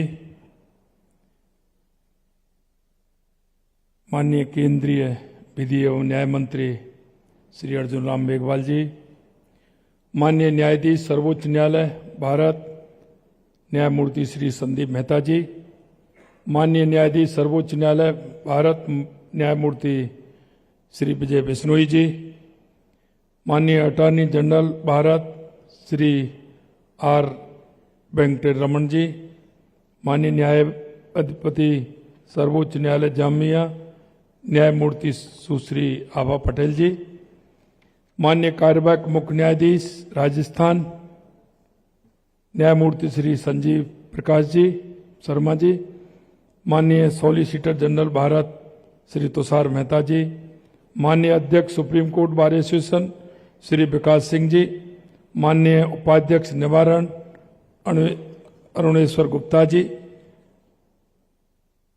भारत एवं राष्ट्र मंडल देशों से पधारे माननीय सर्वोच्च एवं उच्च न्यायालयों के न्यायाधीशगण, विभिन्न देशों के प्रतिष्ठित न्यायविद, संवैधानिक पदाधिकारी, विधि विशेषज्ञ, विद्वान अधिवक्तागण, कॉमनवेल्थ लॉयर्स एसोसिएशन तथा अन्य अंतर्राष्ट्रीय संस्थाओं के सम्मानित प्रतिनिधिगण, देवी और सज्जनों, सबसे पहले मैं आप सभी का राजस्थान की इस ऐतिहासिक गुलाबी नगरी में हार्दिक स्वागत करता हूं, अभिनंदन करता हूं।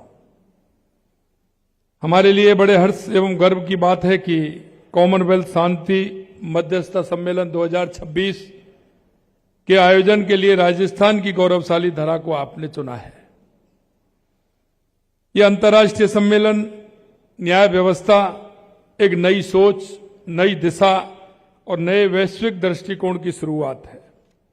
आज हम एक ऐसे दौर से गुजर रहे हैं जहां समाज में तनाव, असंतोष और विवाद बढ़ रहे हैं, चाहे वो अंतर्राष्ट्रीय स्तर पर चल रहे हैं, संघर्ष हों, हमारे आपसी मतभेद हों या फिर हमारी अदालत में लंबित मामले हों। एक बात साफ है कि आज की दुनिया में को सबसे ज्यादा जरूरत अगर किसी चीज की है तो वो है शांति और मध्यस्थता। हम अक्सर सोचते हैं कि न्याय का मतलब किसी एक पक्ष का जीतना या दूसरे का हारना, लेकिन संवाद और मध्यस्थता की सबसे बड़ी खूबसूरती यह है कि हार जीत से आगे बढ़कर समाधान की बात करती है। यह केवल एक कानूनी या प्रशासनिक प्रक्रिया नहीं है, बल्कि हमारे समाज की वह सांस्कृतिक शक्ति है जो सदियों से हमें आपस में जोड़े हुए है। आज हमारी अदालतों पर मुकदमों का भारी बोझ, न्याय में देरी से आम आदमी का समय, पैसा और मानसिक शांति तीनों छिन जाते हैं। ऐसे समय में मध्यस्थता एक वैकल्पिक मार्ग नहीं, बल्कि समय की सबसे बड़ी मांग बन चुकी है। यह एक ऐसा माध्यम है जहां आपसी बातचीत से उन जटिल समस्याओं को हल किया जा सकता है जो सालों साल अदालती चक्कर काटने पर भी नहीं सुलझती। इस सम्मेलन की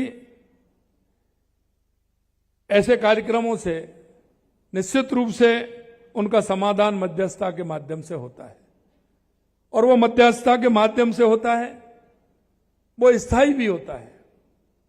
क्योंकि अगर हम न्याय की परिभाषा करते हैं कि उनके मन नहीं मिलते हैं तो कोई ना कोई और विवाद होता है, लेकिन मध्यस्थता के माध्यम से उसका समाधान लंबे समय तक होता है। इस सम्मेलन की खास बात यह है कि यहां केवल मध्यस्थता नहीं बल्कि शांति मध्यस्थता पर मंथन होगा। सामान्य मध्यस्थता में अदालत के बाहर विवाद का समाधान किया जाता है, लेकिन शांति मध्यस्थता उससे कहीं आगे की सोच है। शांति मध्यस्थता में केवल मुकदमा ही समाप्त नहीं होता, बल्कि पक्षकारों के बीच वर्षों से चली आ रही कटुता, अविश्वास, मानसिक टकराव भी समाप्त होता है। यदि दो पक्ष केवल कानूनी मजबूती से में समझौता कर लें, लेकिन मन में विरोध बना रहे, तो भविष्य में नया विवाद जन्म लेता है। लेकिन शांति और मध्यस्थता में ऐसा समाधान खोजा जाता है जिसे दोनों पक्ष दिल से स्वीकार करते हैं और भविष्य में विवाद की कोई संभावना नहीं बचती है। आप सब जानते हैं, भारत के न्यायिक तंत्र की एक लंबी और समृद्ध परंपरा रही है, जिसमें अदालत के बाहर समझौता करना एक आदर्श रहा है, अपवाद नहीं है। सौहार्दपूर्ण समाधान को बढ़ावा देने का काम हमारे यहाँ पंचायतें करती आई हैं, और आप सभी ने देखा है जो ग्रामीण क्षेत्र से जुड़े हैं, ग्रामीण क्षेत्र में न्याय पंचायत हुआ करती थी, जिनका अधिकतर निपटारा उन न्याय पंचायतों के माध्यम से स्थानीय स्तर पर होता था। और स्थानीय स्तर पर होता था, लोगों को विश्वास इस बात का भी होता था कि पंच परमेश्वर जो 5 लोग करते हैं वो फैसला मान्य भी हो जाता था। उनको आगे बढ़ाने का कार्य न केवल विवादों को सुलझाना रहा, बल्कि दोनों पक्षों के बीच में किसी भी तरह की कड़वाहट को दूर करना भी रहा है। मैं ये भी कहना चाहता हूं कि छोटे छोटे विवाद को हम अगर बाहर, अदालत के बाहर अगर उनको हम सुनते हैं तो उनके मन की बात भी निकल करके आती है और विवाद की समझाइश भी आ जाती है। नहीं तो वो आगे चल के जब पढ़ के चलता है तो कोर्ट में एविडेंस के कारण उन सारे विषय जो आते हैं उनमें कहीं ना कहीं पक्ष को समाधान होता है, लेकिन वो काफी समय के बाद होता है। देश के यशस्वी प्रधानमंत्री नरेंद्र मोदी जी का कहना है, यह न्याय सभी के लिए सुलभ हो, समय पर हो, हर व्यक्ति तक उसकी सामाजिक या वित्तीय पृष्ठभूमि की परवाह किए बिना पहुंचे, तभी सही मायने में सामाजिक न्याय की नींव बनता है। इसी सोच के साथ माननीय प्रधानमंत्री जी ने, केंद्र सरकार ने देश में संस्थागत मध्यस्थता को सुदृढ़ बनाने के लिए कई महत्वपूर्ण कदम उठाए। भारत अंतर्राष्ट्रीय मध्यस्थता केंद्र अधिनियम 2019 के तहत भारत अंतर्राष्ट्रीय मध्यस्थता केंद्र की स्थापना की गई। इससे देश में विवादों का त्वरित एवं विश्वसनीय समाधान का रास्ता खुला है। मध्यस्थता अधिनियम 2023 लागू कर मध्यस्थता को विवाद समाधान का एक प्रभावी, सरल और भरोसेमंद माध्यम बनाया गया है।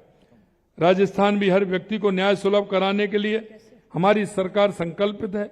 इस दिशा में हमने अनेक पहल की है। राजसा के तहत बंदियों एवं बाल अपचारियों को विधिक सेवा एवं सहायता योजना 2015 के तहत 5,85,000 प्रकरणों में विधिक सहायता उपलब्ध कराई गई है।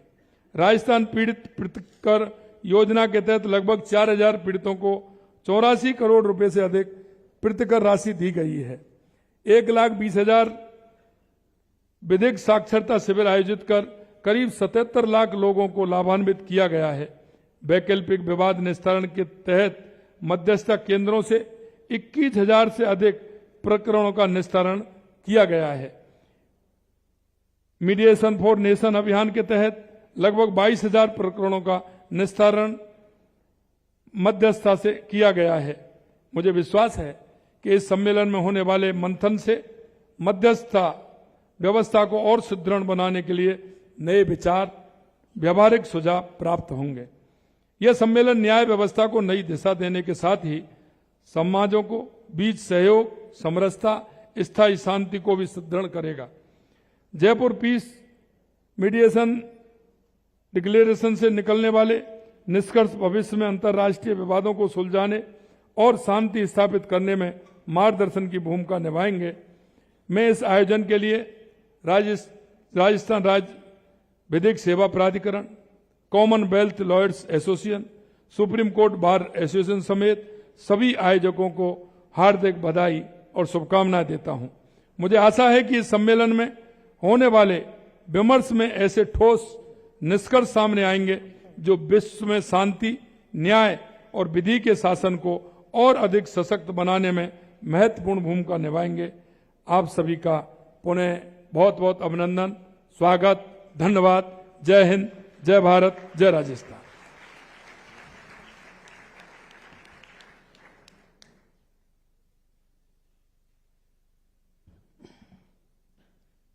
Thank you, Honorable Sir. Steadfast support to the initiatives of Rajasthan State Legal Services Authority, strengthening legal aid, promoting mediation and alternative dispute resolution, and ensuring that access to justice reaches every section of society. Thank you, Honorable Sir. And now the moment has come. This gathering has been looking forward to. I invite our chief guest this evening, Honorable Mr. Justice Suryakant, the Chief Justice of India, to address the gathering. He does not need any introduction from my side. I am too small to speak about him.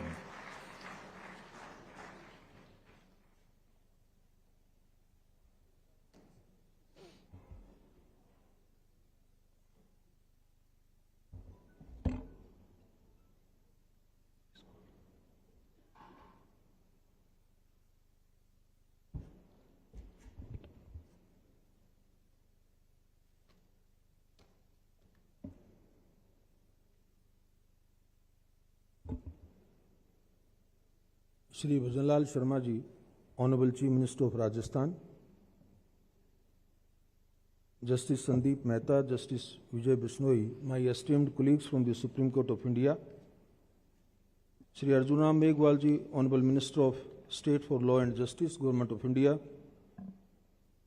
Shri Sanjeev Prakash Sharma, Acting Chief Justice of the High Court of Rajasthan, Shri R. Venkat Ramani, Learned Attorney General for India, very distinguished my colleague judges of the High Court of Rajasthan, Shri Tushar Mehta, Learned Solicitor General of India,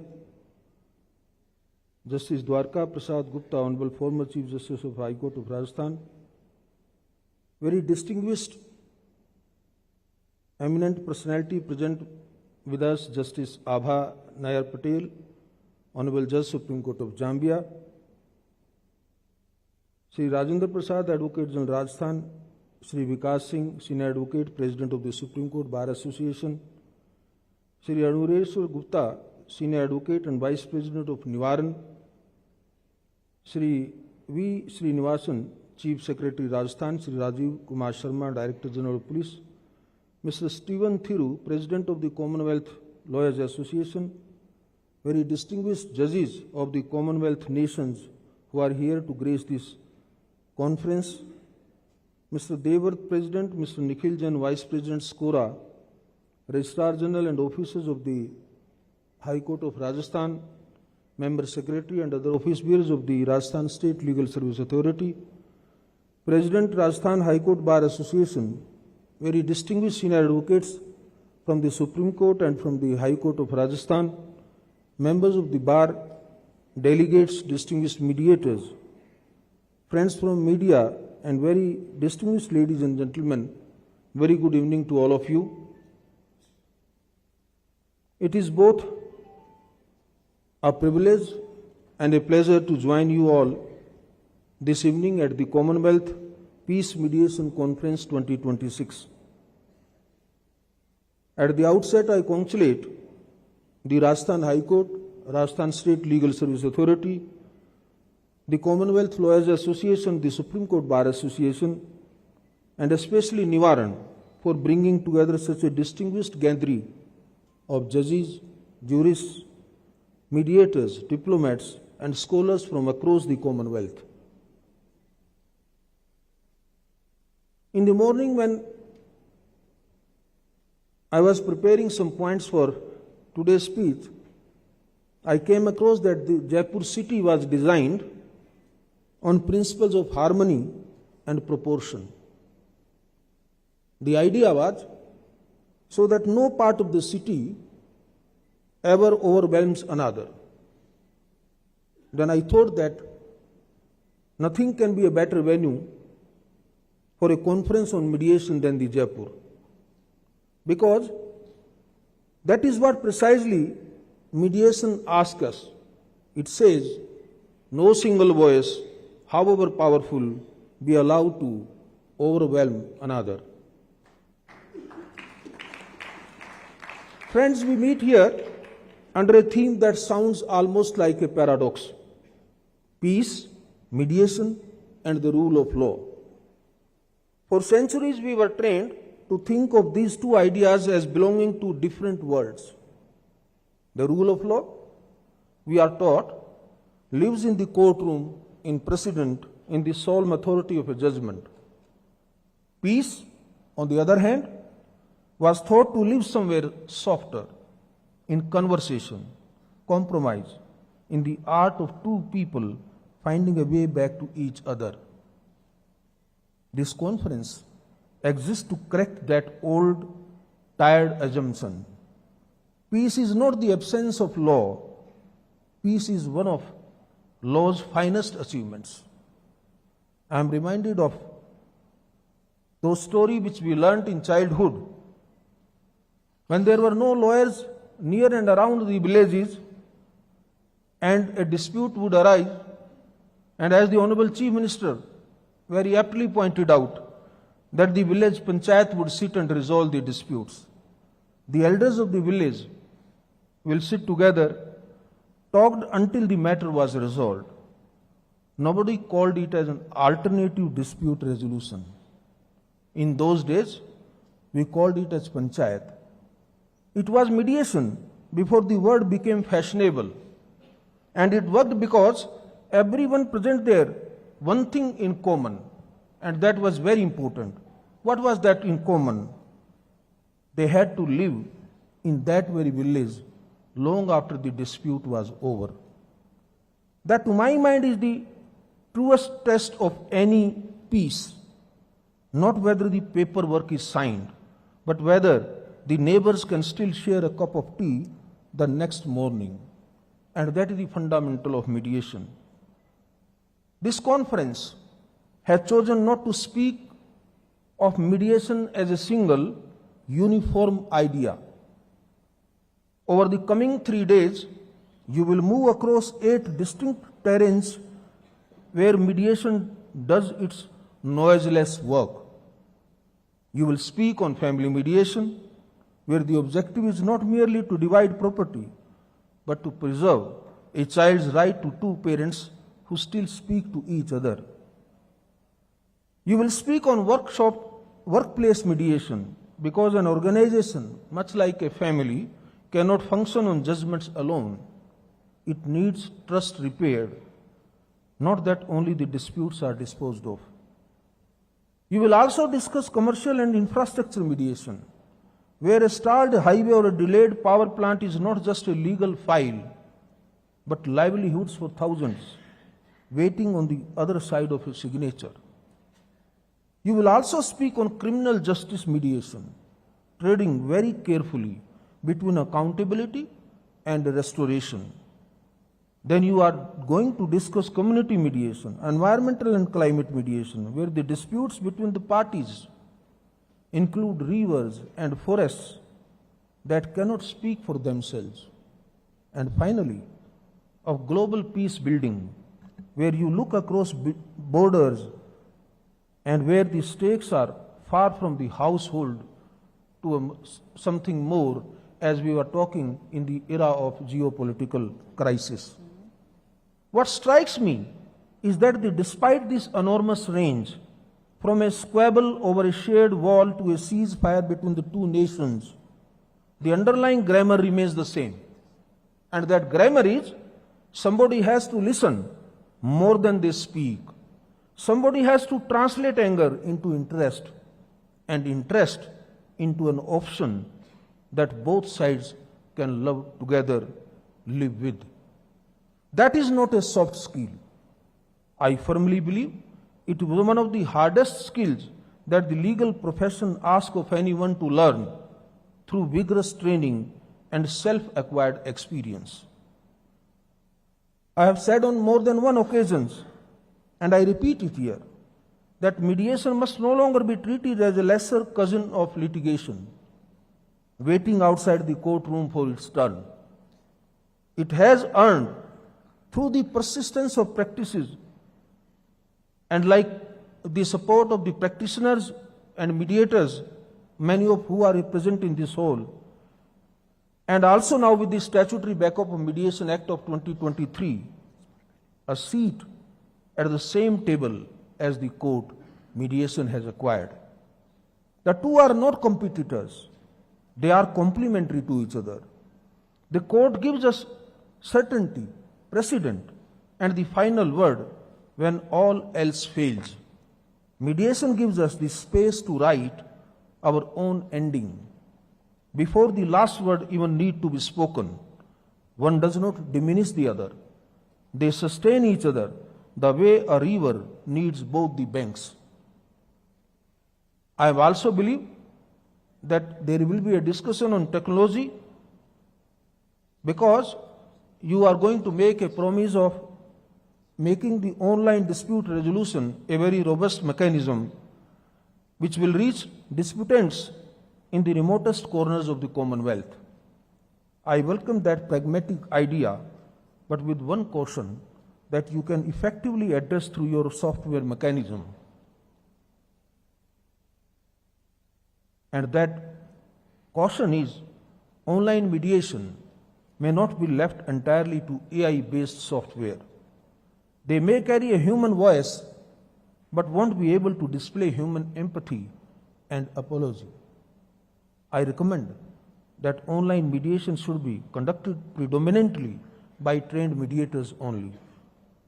Friends, by the time you leave Jaipur on successful completion of this conclave, you are expected to adopt the Jaipur Declaration on Peace Mediation.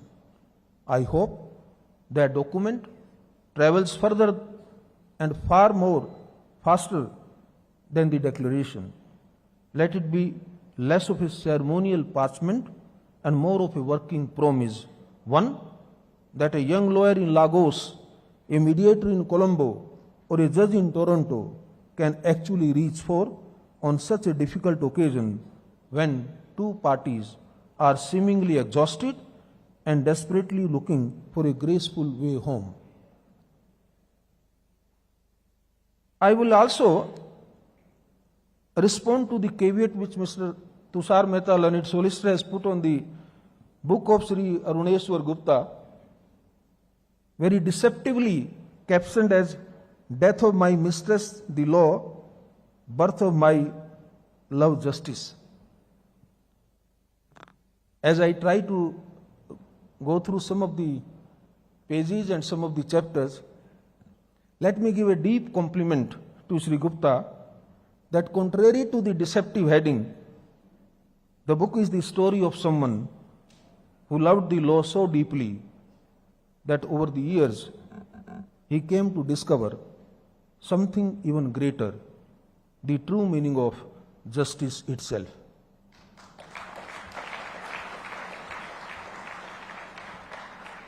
Ladies and gentlemen, gatherings such as this one are too often measured by the eloquence of their addresses and grandeur of their venues.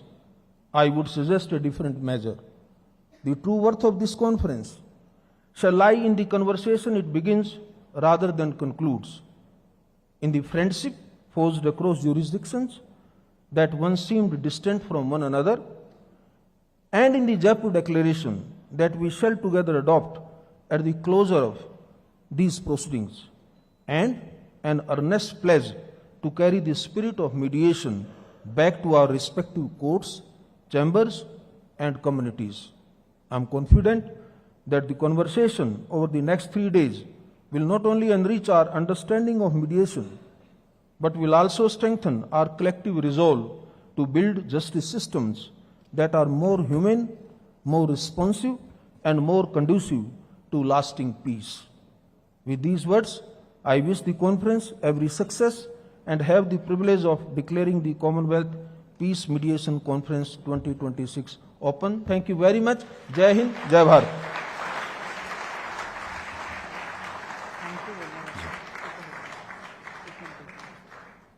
Thank you, Lordship, for those profound and guiding words that will remain with us throughout this conference and beyond also.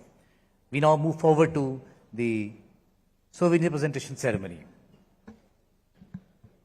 As we approach to the conclusion of this memorable inaugural session, it is time to express our heartfelt gratitude to the distinguished dignitaries whose gracious presence has elevated the stature of this conference. भारतीय परंपरा में सम्मान केवल एक औपचारिकता नहीं बल्कि कृतज्ञता, आदर और आत्मीयता की अभिव्यक्ति है. May I request Honorable Mr. Justice Anup Kumar Dhand, Judge, Rajasthan High Court, to kindly present the conference souvenir to Honorable Mr. Justice Suryakant, the Chief Justice of India.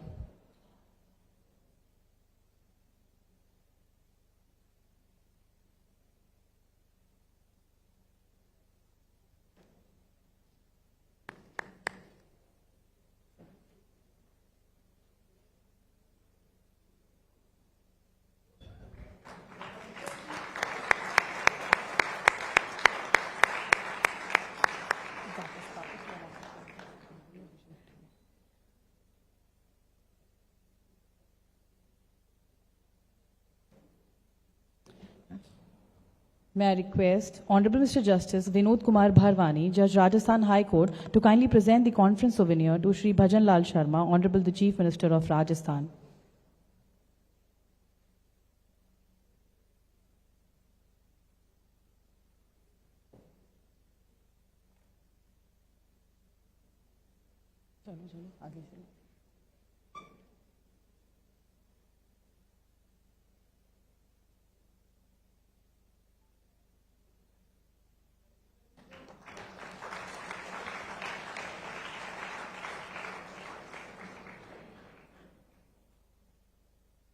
May I request Honorable Mr. Justice Uma Shankar Vyas, Judge, Rajasthan High Court, to kindly present the conference souvenir to Honorable Mr. Justice Sandeep Mehta, Judge, Supreme Court of India.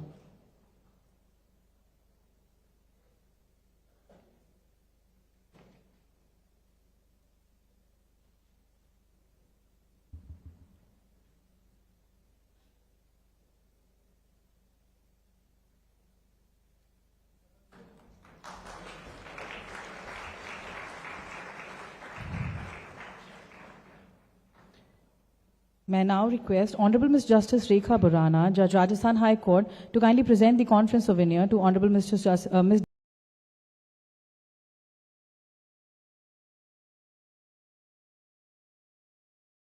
Mr. Justice Vijay Vishnoi, Judge, Supreme Court of India.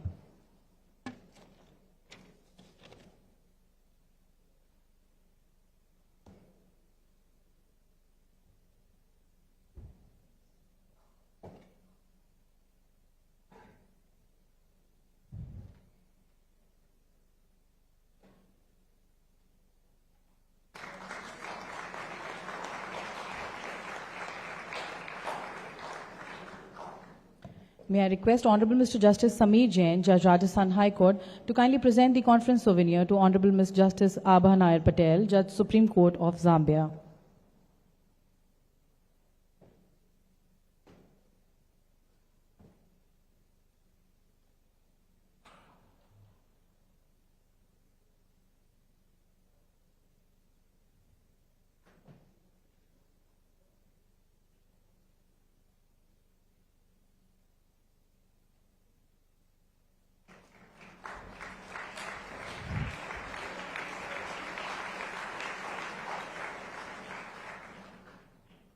May I request Honorable Mr. Justice Kuldeep Mathur, Judge Rajasthan High Court, to kindly present the conference souvenir to Shri Arjun Ram Meghwal, Honorable Minister of State, Ministry of Law and Justice, Government of India.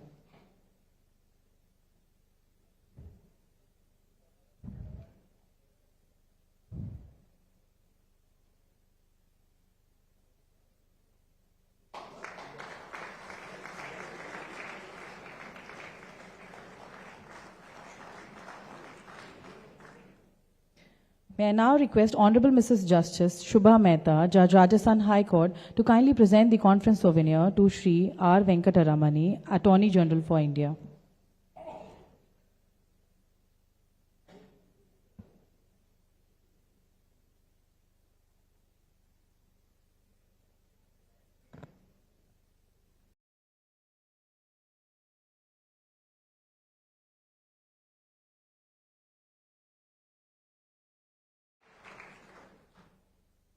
May I request Honorable Mr. Justice Ganesh Ram Meena, Judge Rajasthan High Court, to kindly present the conference souvenir to Honorable Mr. Justice Sanjeev Prakash Sharma, the Acting Chief Justice, Rajasthan High Court and Executive Chairman, Ralsa.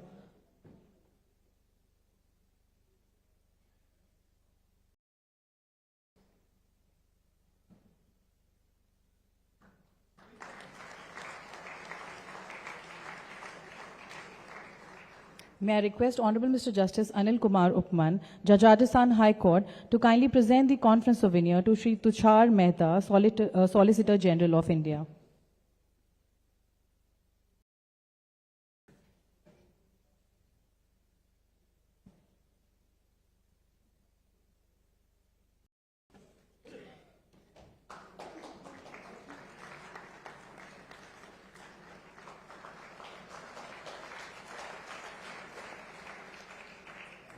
May I now request Shri Raghavendra Kachwal, Principal Secretary, Law, Government of Rajasthan, to kindly present the conference souvenir to Shri Vikas Singh, President, Supreme Court Bar Association.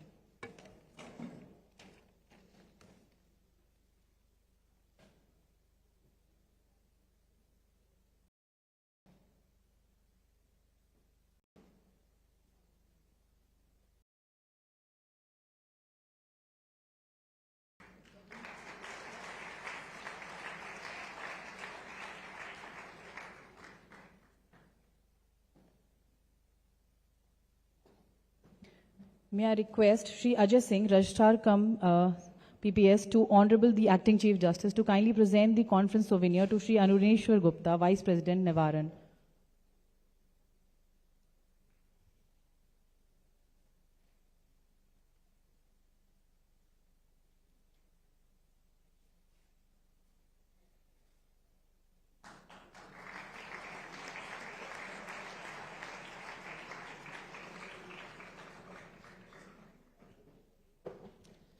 May I now request Madam Prerna Sharma, wife of Honorable the Acting Chief Justice, Rajasthan High Court, to felicitate Madam Suman Mehta, wife of Honorable Mr. Justice Sandeep Mehta, Judge Supreme Court of India, and to kindly present a memento as well.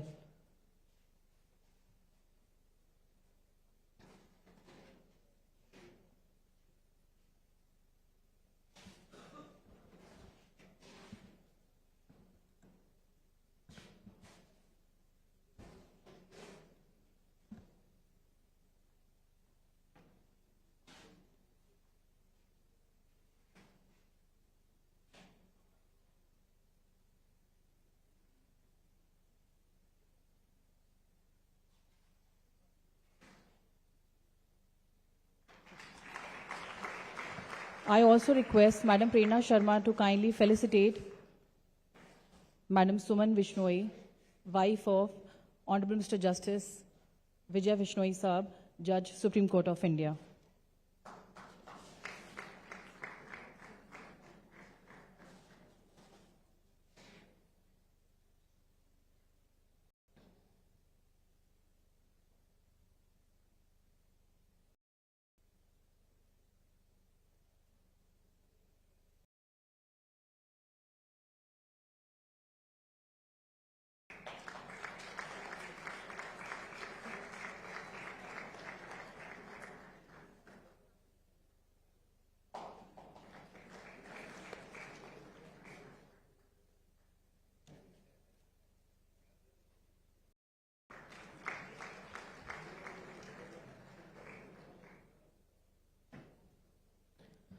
Thank you, ma'am.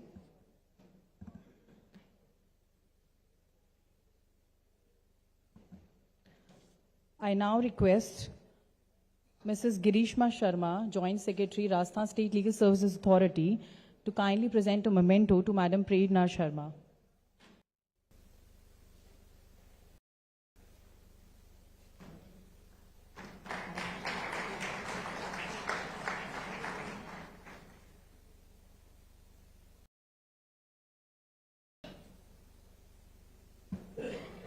Now I request Shri Chanchal Mishra, Registrar General, Rajasthan High Court, to kindly present a memento to Shri Rajendra Prasad, Advocate General, Rajasthan.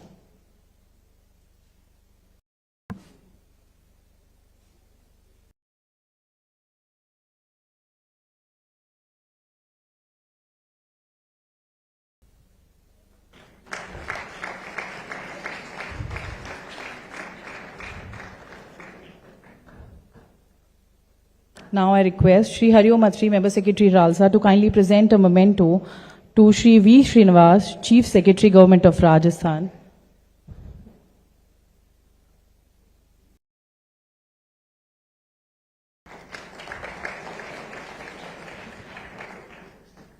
I request Shri Hariom Atri Sahab to kindly also present a memento to Shri Rajiv Kumar Sharma, DGP, Government of Rajasthan.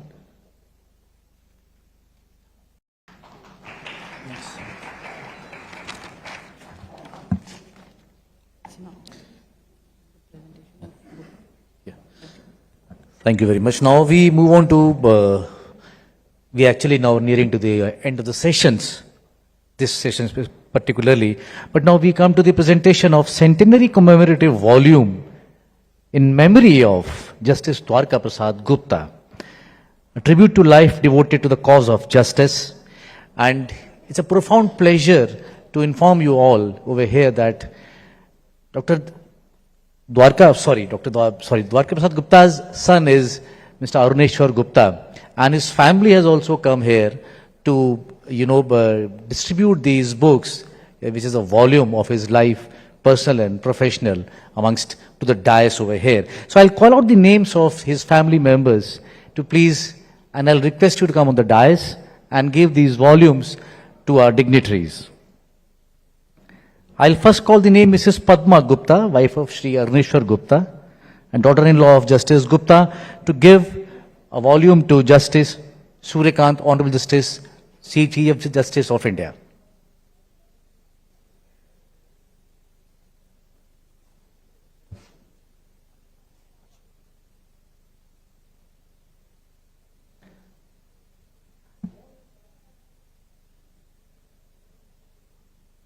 I'll request Pallavi Malviya Gupta, Srimati Rashika Gupta. I'm so sorry, I don't know whether Srimati or Miss. I'm sorry. And Suna Das. I'll request Shriya Gupta. Maybe at the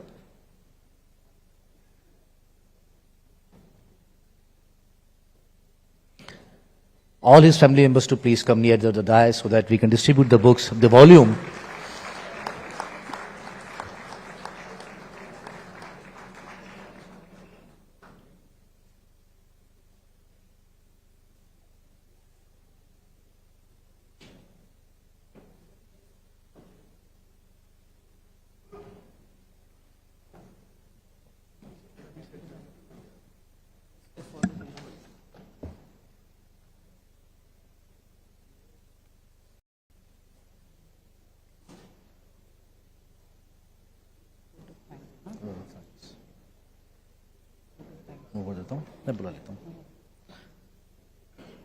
Thank you very much.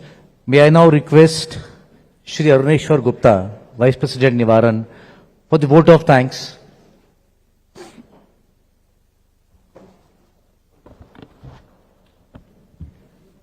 Honorable Justice Suryakant, Chief Justice of India, and the founding father of this conference. But for him, the conference would not have been here. Honorable Chief Minister of Rajasthan, Honorable Judges of Supreme Court of India and Commonwealth countries, Honorable Minister of State for Law and Justice, Honorable Judges of High Court of Acting Chief Justice of Rajasthan, Attorney General, Solicitor General of India, Vikas, my dear friend, President of Nivaran, Honorable Judges of High Court of Rajasthan, distinguished guests, delegates from India and across Commonwealth, members of my family, colleagues, friends, ladies and gentlemen.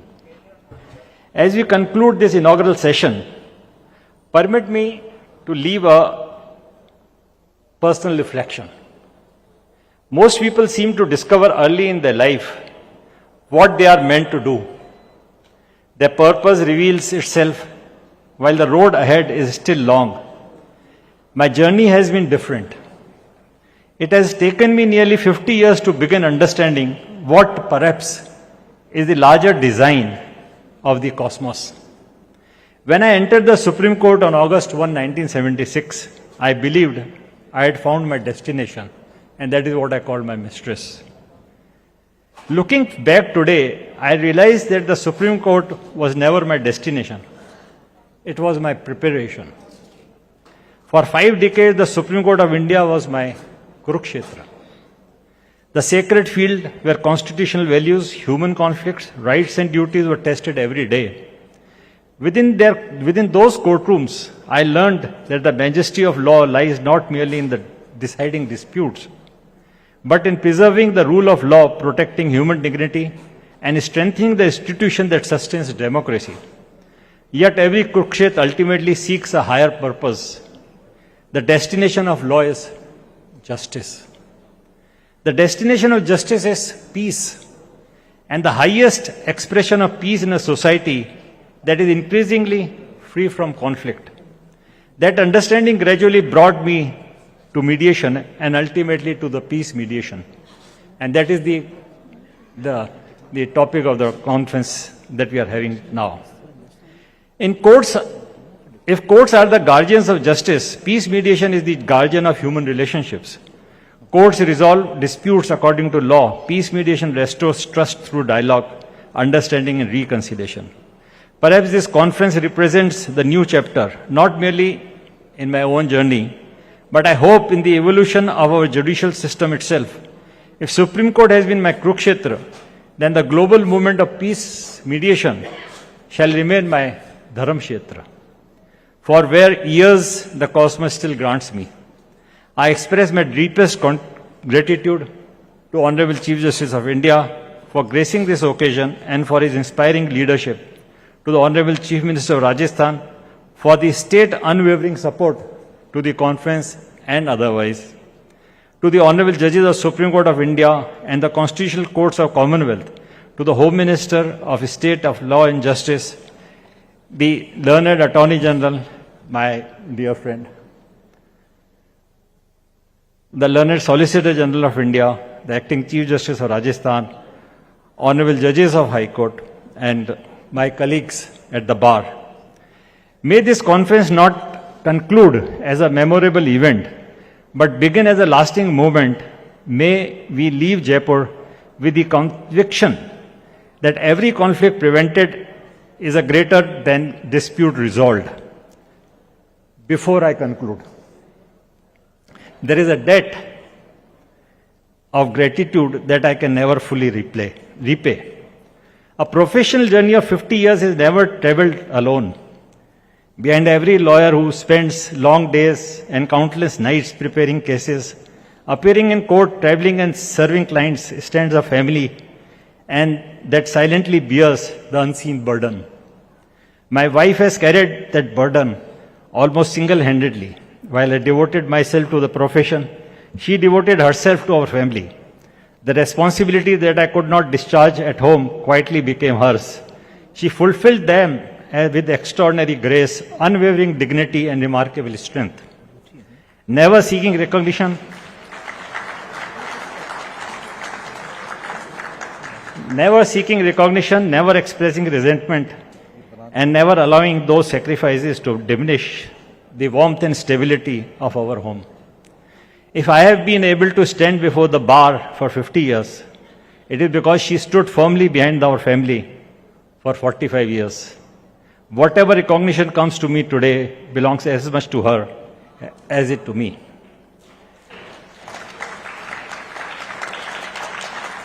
I also express my heartfelt gratitude to my children, my extended family, my colleagues, my chamber members, my office staff, my clients, my friends, and the country and the countless well-wishers who have walked beside me throughout. And there are a large number of them who are here with me today for 5 decades. Every one of you has been a part of the journey. Thank you for your presence, your encouragement. Thank you.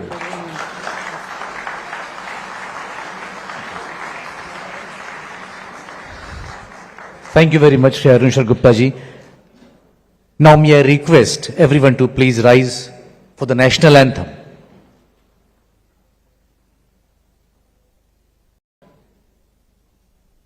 जनगण मन अधिनायक जय हे भारत भाग्य विधाता पंजाब सिंध गुजरात मराठा द्राविड उत्कल बंगा विंध्य हिमाचल यमुना गंगा उज्जल जलधि तरंगा तव शुभ नामे जागे तव शुभ आशीष मांगे गाहे तव जय गाथा जनगण मंगलदायक जय हे भारत भाग्य विधाता जय हे जय हे जय हे जय जय जय जय हे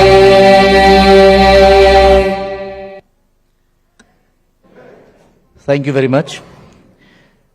May I now request the dais to please, when you go up the dais, to sign the Jaipur Declaration on Peace, Mediation and the Rule of Law by dignitaries, and the honorable judges also to please sign the Jaipur Declaration which is kept over here.